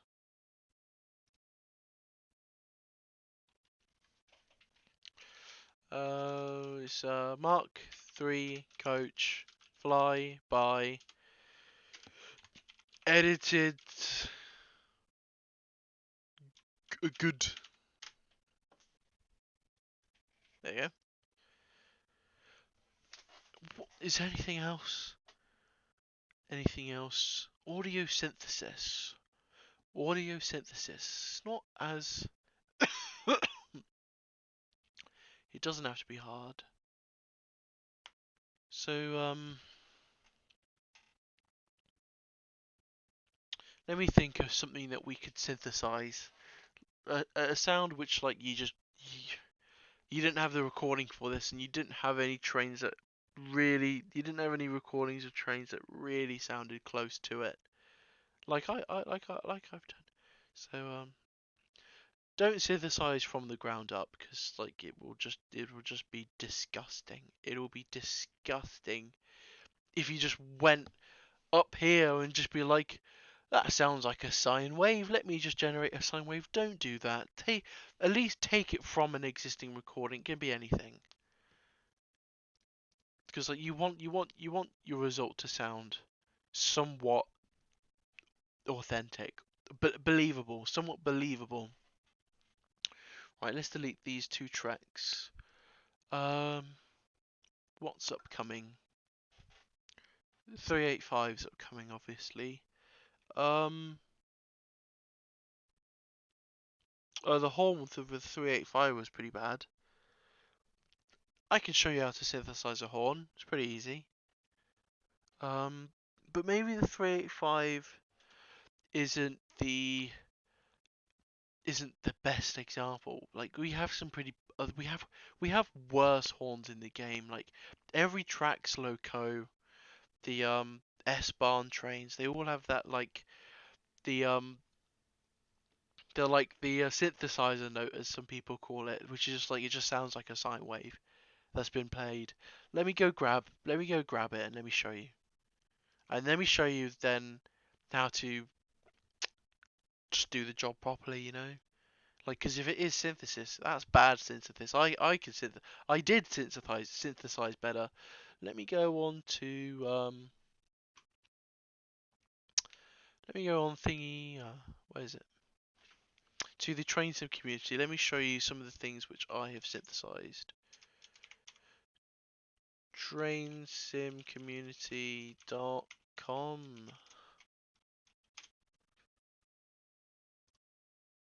Right.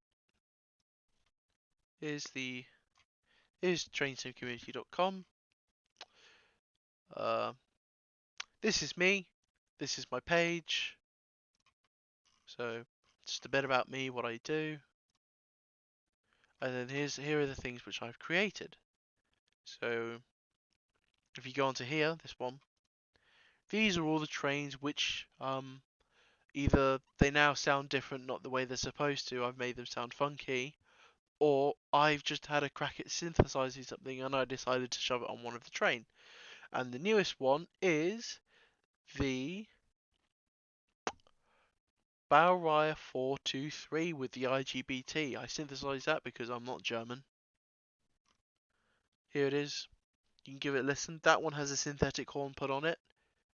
I can go ahead and also just show you.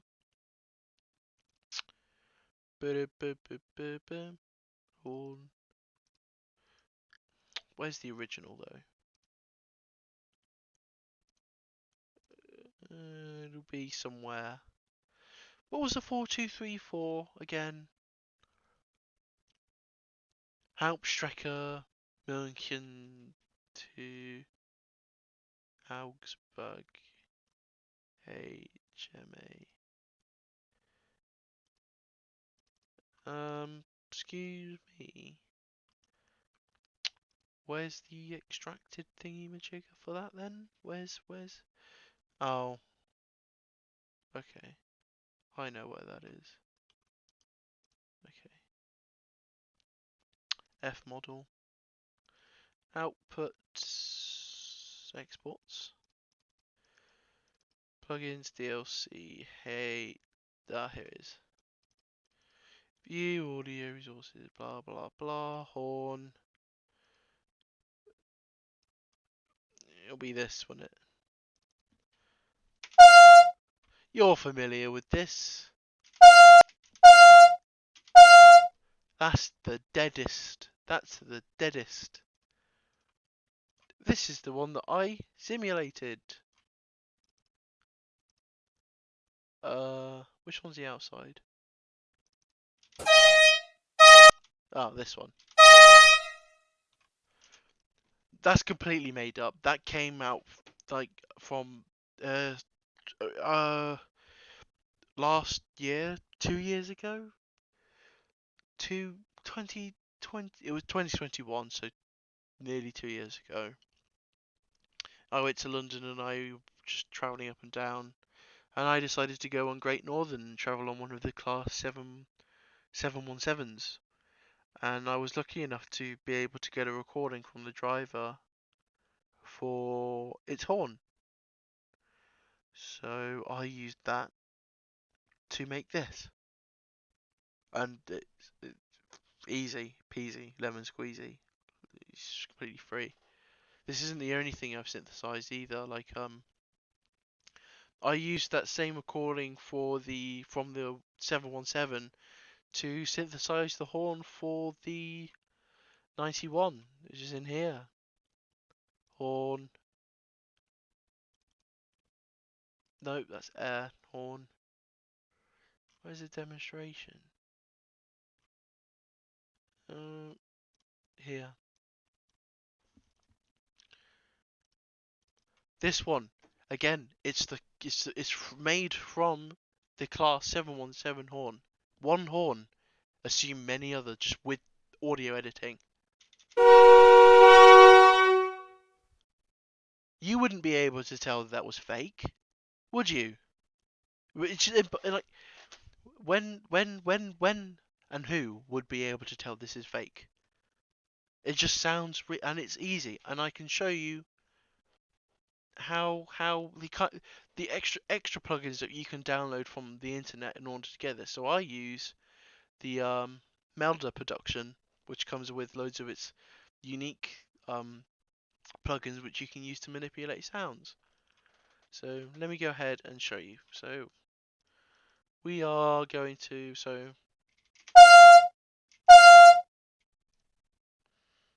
well, this is used on every German locomotive ever. So we go to what trains we have in the game. We have the BR186, and then in German that would be macro, wouldn't it? Yes. So this is just like, if you don't know how something sounds, don't pull something out of your bum. Go on YouTube to find reference.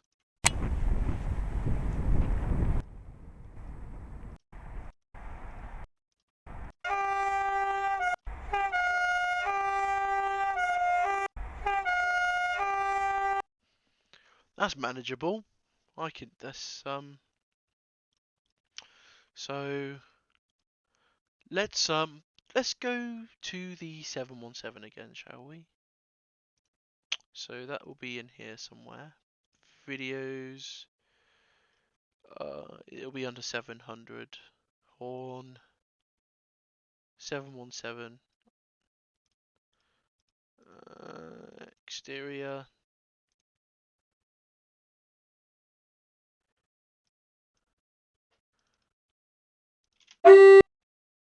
Oh.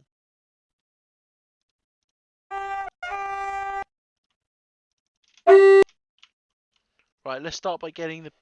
Actually, no, because it's travelling fast. This probably would be about right. Yeah, though this pitch probably would be about right, actually, so...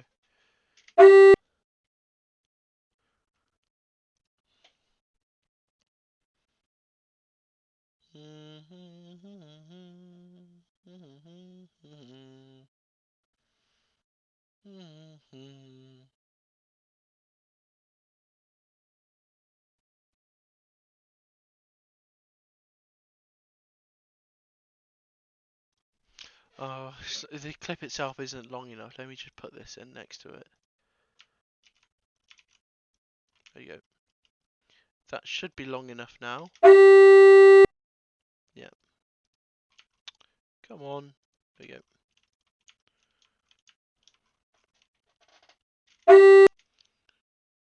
It's quite a That's quite a Right, let's go in here. Use this one. Oh no. Okay. Let's see how we can manipulate this. I don't really know what I'm doing in here, to be honest. Do do do do do do do. Oh. No, let me just... Because it has a cutoff which just changes the range of it. Changes the range of it.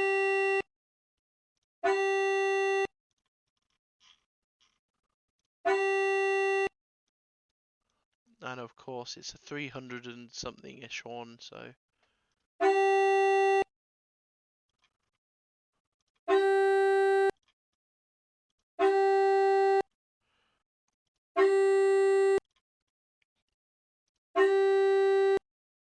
What is it? It's so easy to forget what it's supposed to sound like.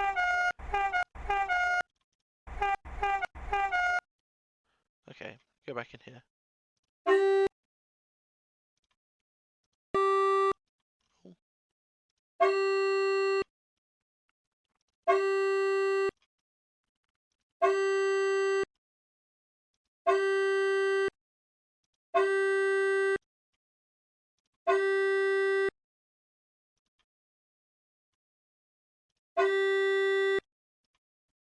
Might have to go quite far down, to be honest.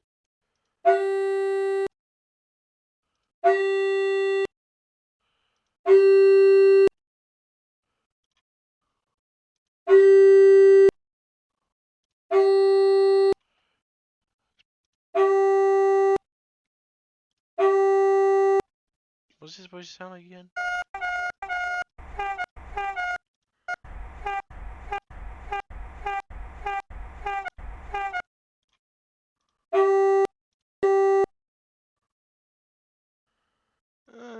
Let's go with this for now.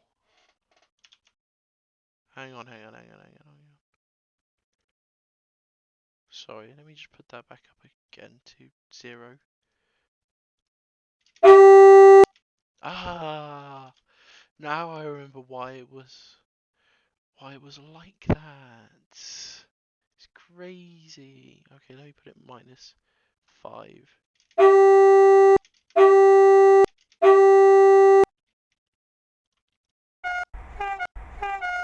So it has a bit of a rasp to it, doesn't it, as well? So feel free to manipulate it a second time. Oh, that's the wrong one.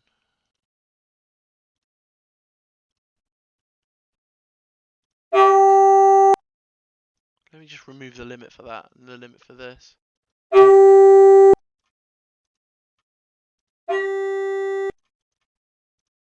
Just put the feedback up.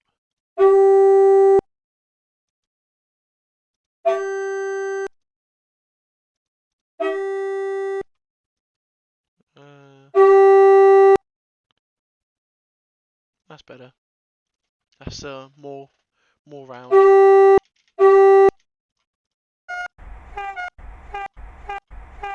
And now it just needs, because like it's quite a raspy, kind of sharp sounding horn. So we can go here and square it. We can square it off, but not too much.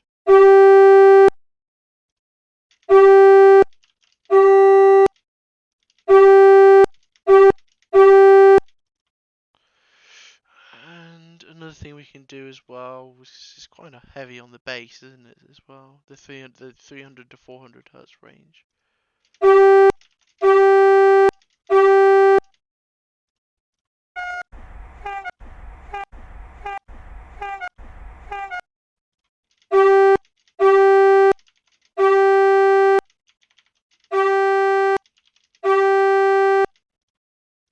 then just put the amplitude back up.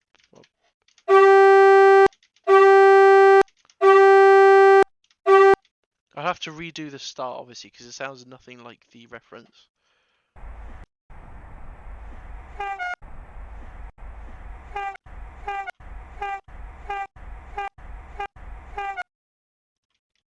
Oh, that's this one.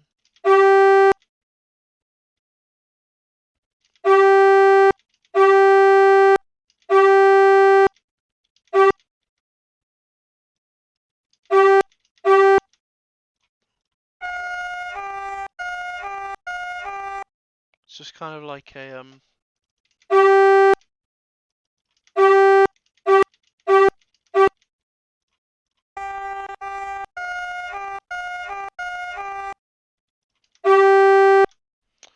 how can I change this? Because obviously we have this.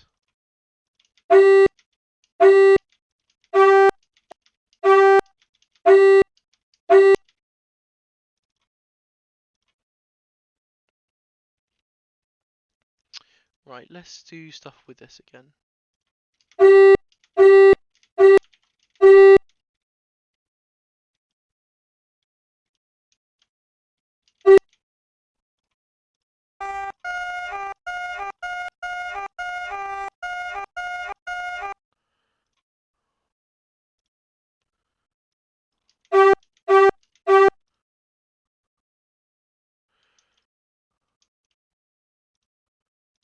Do do do do do do do.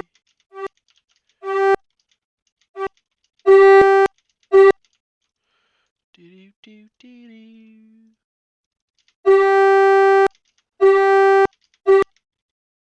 Do do do do.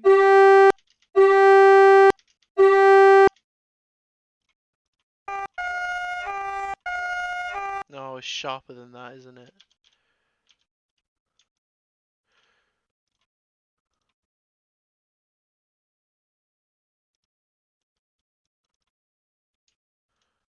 So I put the cutoff about here. You just screw that. Screw that. I don't need that, no nothing.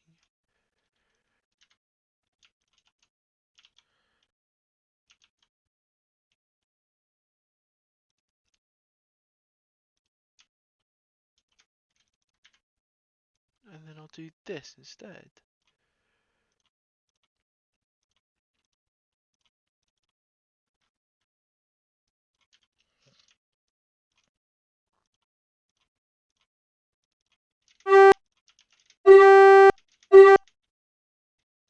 That's pretty sharp. Is it as sharp as this though? Oh, bam. It's a really sharp. Is it that sharp?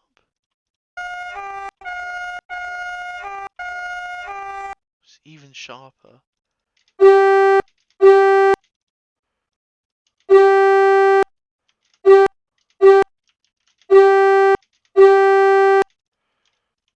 I mean, that's progress, so that's too loud.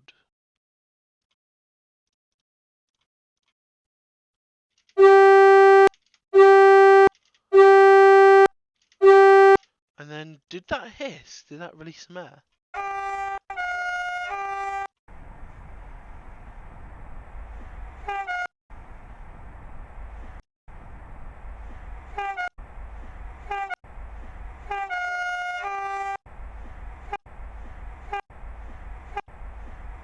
It did. It did release air. I have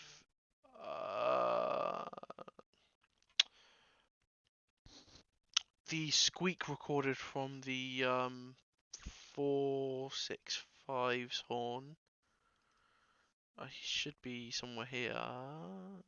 No? Horn squeak.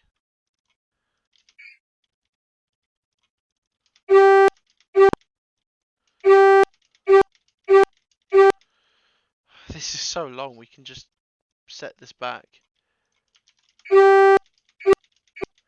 And then air, because it releases air. Air? Where do I have the sound of air being released? Here. This is all synthesized stuff as well. Hiss, hiss, hiss.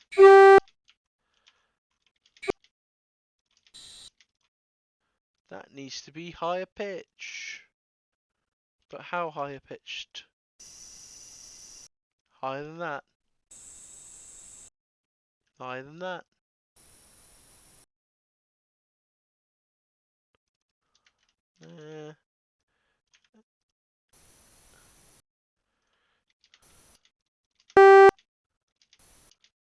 That'll do.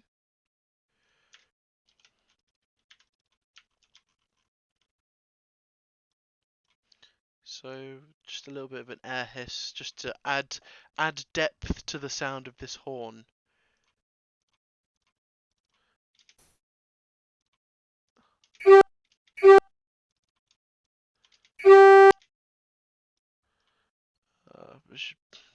Maybe a little. We can do with a little bit more depth.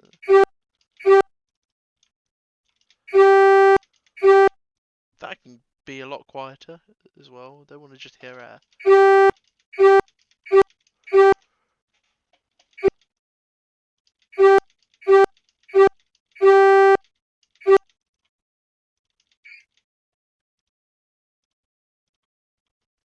What happens if I...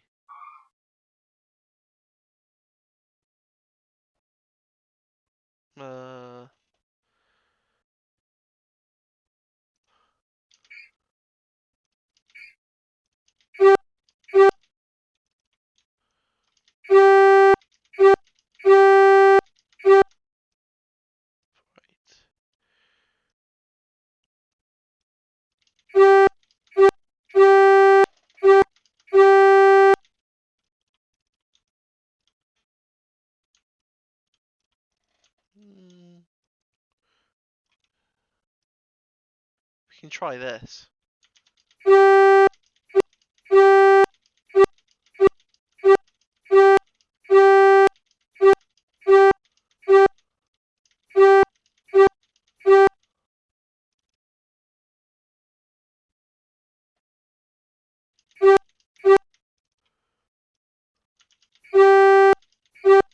Okay, that's probably unrealistic, isn't it?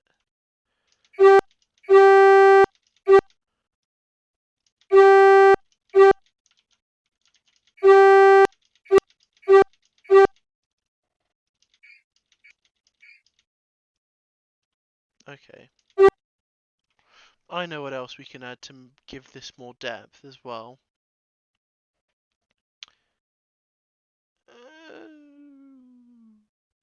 No. No, wrong train. Nope. Nope. Nope. Nope. Nope. No, no, no, no, no, no, no. What am I doing?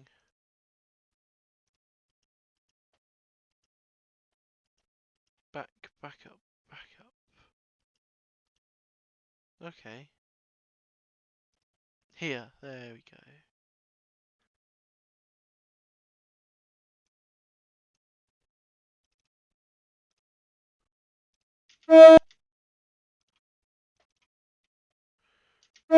Let's approximate the pitch for this one.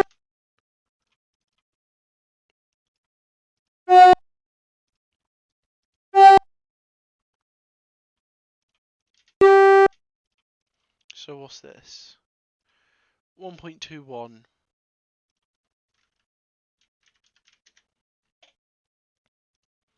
Amplify minus 18.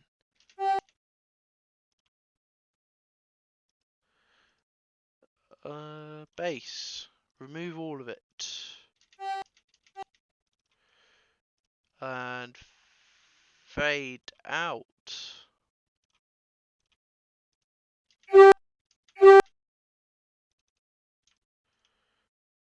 Oh, it could be quiet.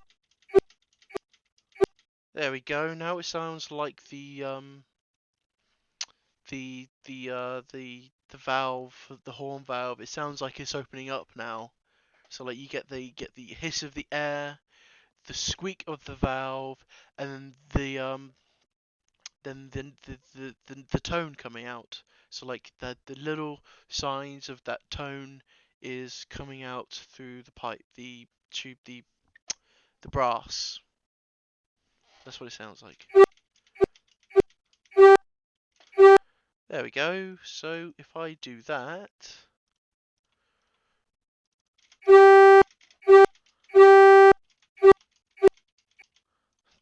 see,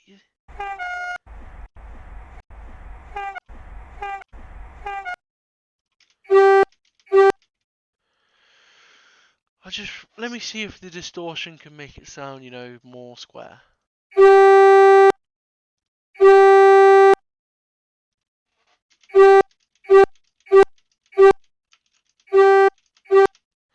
I don't want it to sound more square, so it's right as it is.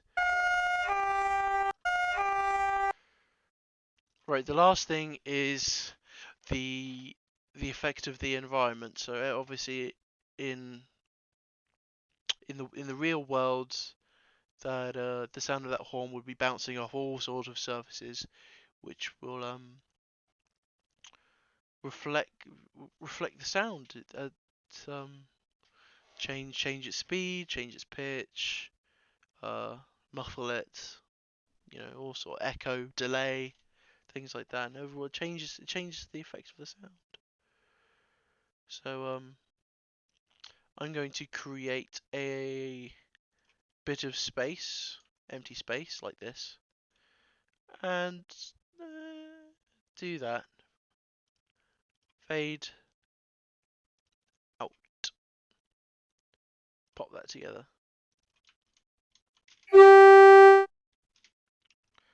Now, if I go to the this is good. This is another good plugin, which is just does reverb for you.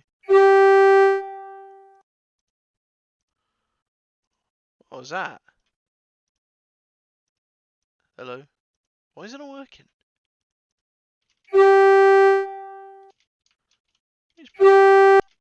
It's pretty good.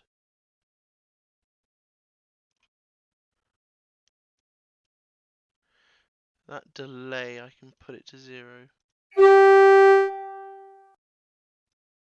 That gain, I can just leave it.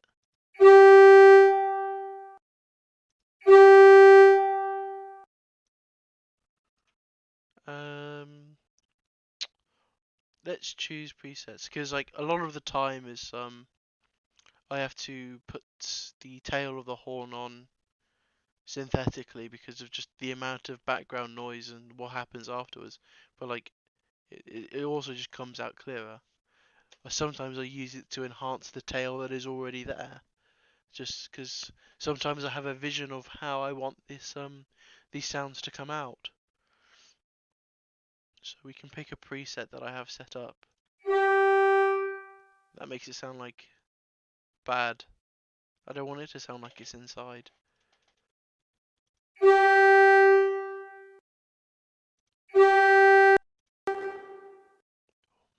the hell?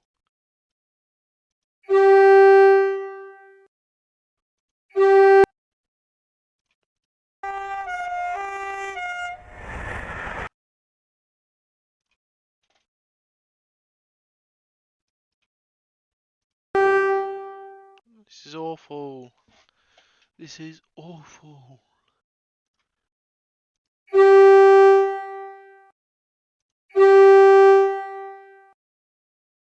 I don't want it to be that long.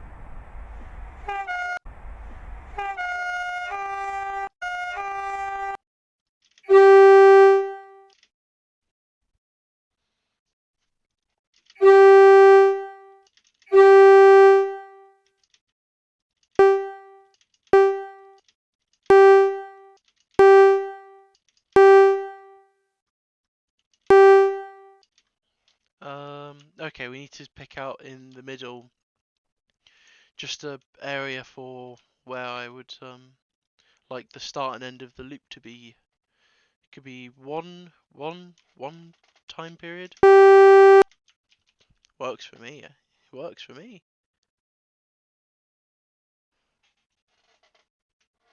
I'll take that. And why is there a why is there a gap? Where did the gap come from? Excuse me. Okay, either way, I need to mash loads of these together so that I don't flip out the computer because of how short the sample time is. It just won't read. It just won't play anything. So you need to put these samples together so that like there's actually sample time. Track, mix, render. Sorry, it is mono as well because at the time I only had one microphone. So, well, was using only one microphone. Actually, for a matter of fact, the time when I got the 717 horn was the time when I bought my new microphone. So 0.15 seconds. No, no, no. It needs to be at least half a second. Right, that'll do.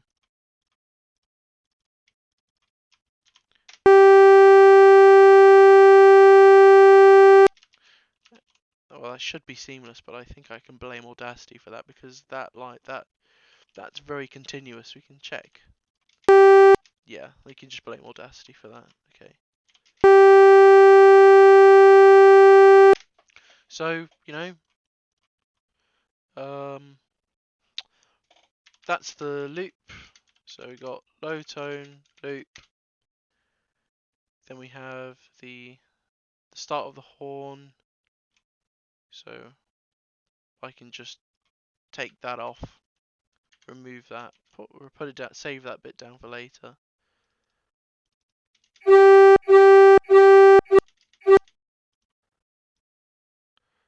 And then just repeat the structure I see above, more or less.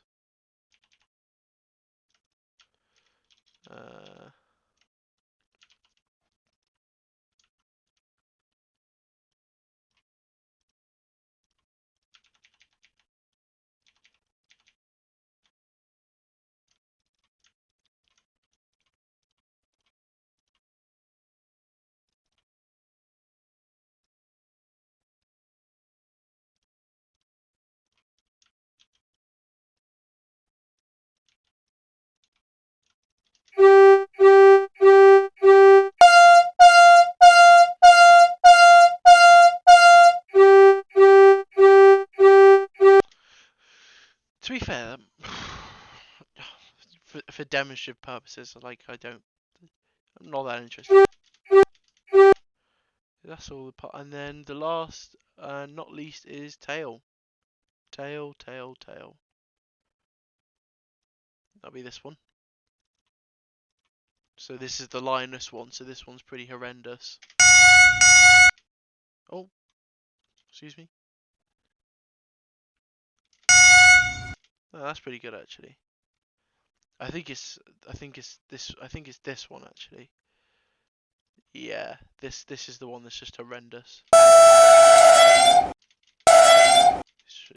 It's just riddled with background. You can use, if that's the end of it, like that is the end of it. If that's the end of it, here, just do some noise reduction. Save yourself some hassle. Let's do some noise reduction, hey? So I can reduce the frequency smoothing.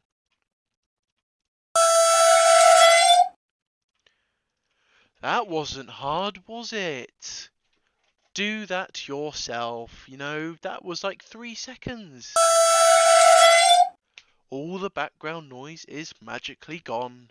Crazy that. It's almost like this is the point of audio editing. This is why audio editing software exists. Do it yourself. I just showed you how to do it. You can do it too. Anyway.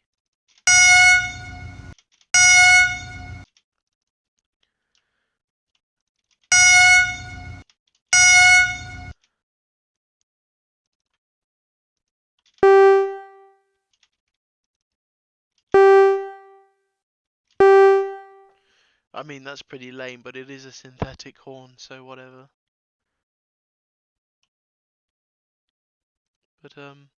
But like the Linus one is the one which is actually recorded, but for some reason DTG didn't use that one because like they have the they have Linus's recordings, so like I don't understand why they just didn't use them. Why didn't they use them? Why did they put this crap in there? Why did they put this crap in there when they have Linus's recordings? That doesn't make any sense. They have Linus's recordings, they're in the game, but they just decided to be. They, why? Why? Why? What's their problem? What's their problem?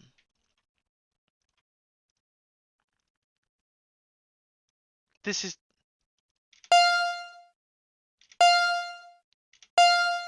That's that, isn't it? It's, you know. Well, cheese.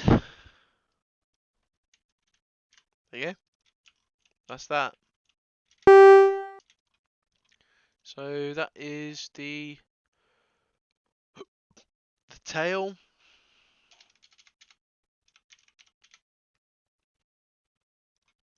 And that's the start. So I showed you how to synthesize some horn. I can do the high tone as well, but like you're probably bored by now, right?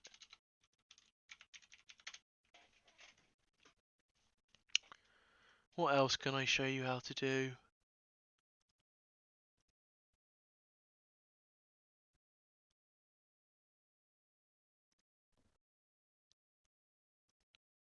Um,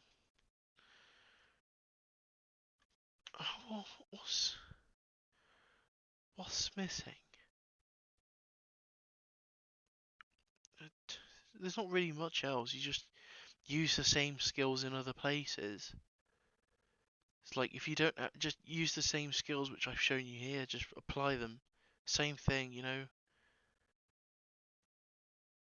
Okay, well, that's it. We're coming up to 2.5 hours. So, if you watch this, you're now a smarter person. You know, you've learned something new. Take the knowledge in this video, use it yourself. You know, the things I've shown you are not difficult. So again, Dovetail Games, Rivet Games, looking at YouTube, Skyhook Games. Who else is there? Just Trains, you're starting up. Just, you know, just do it. Anyway, thank you for watching.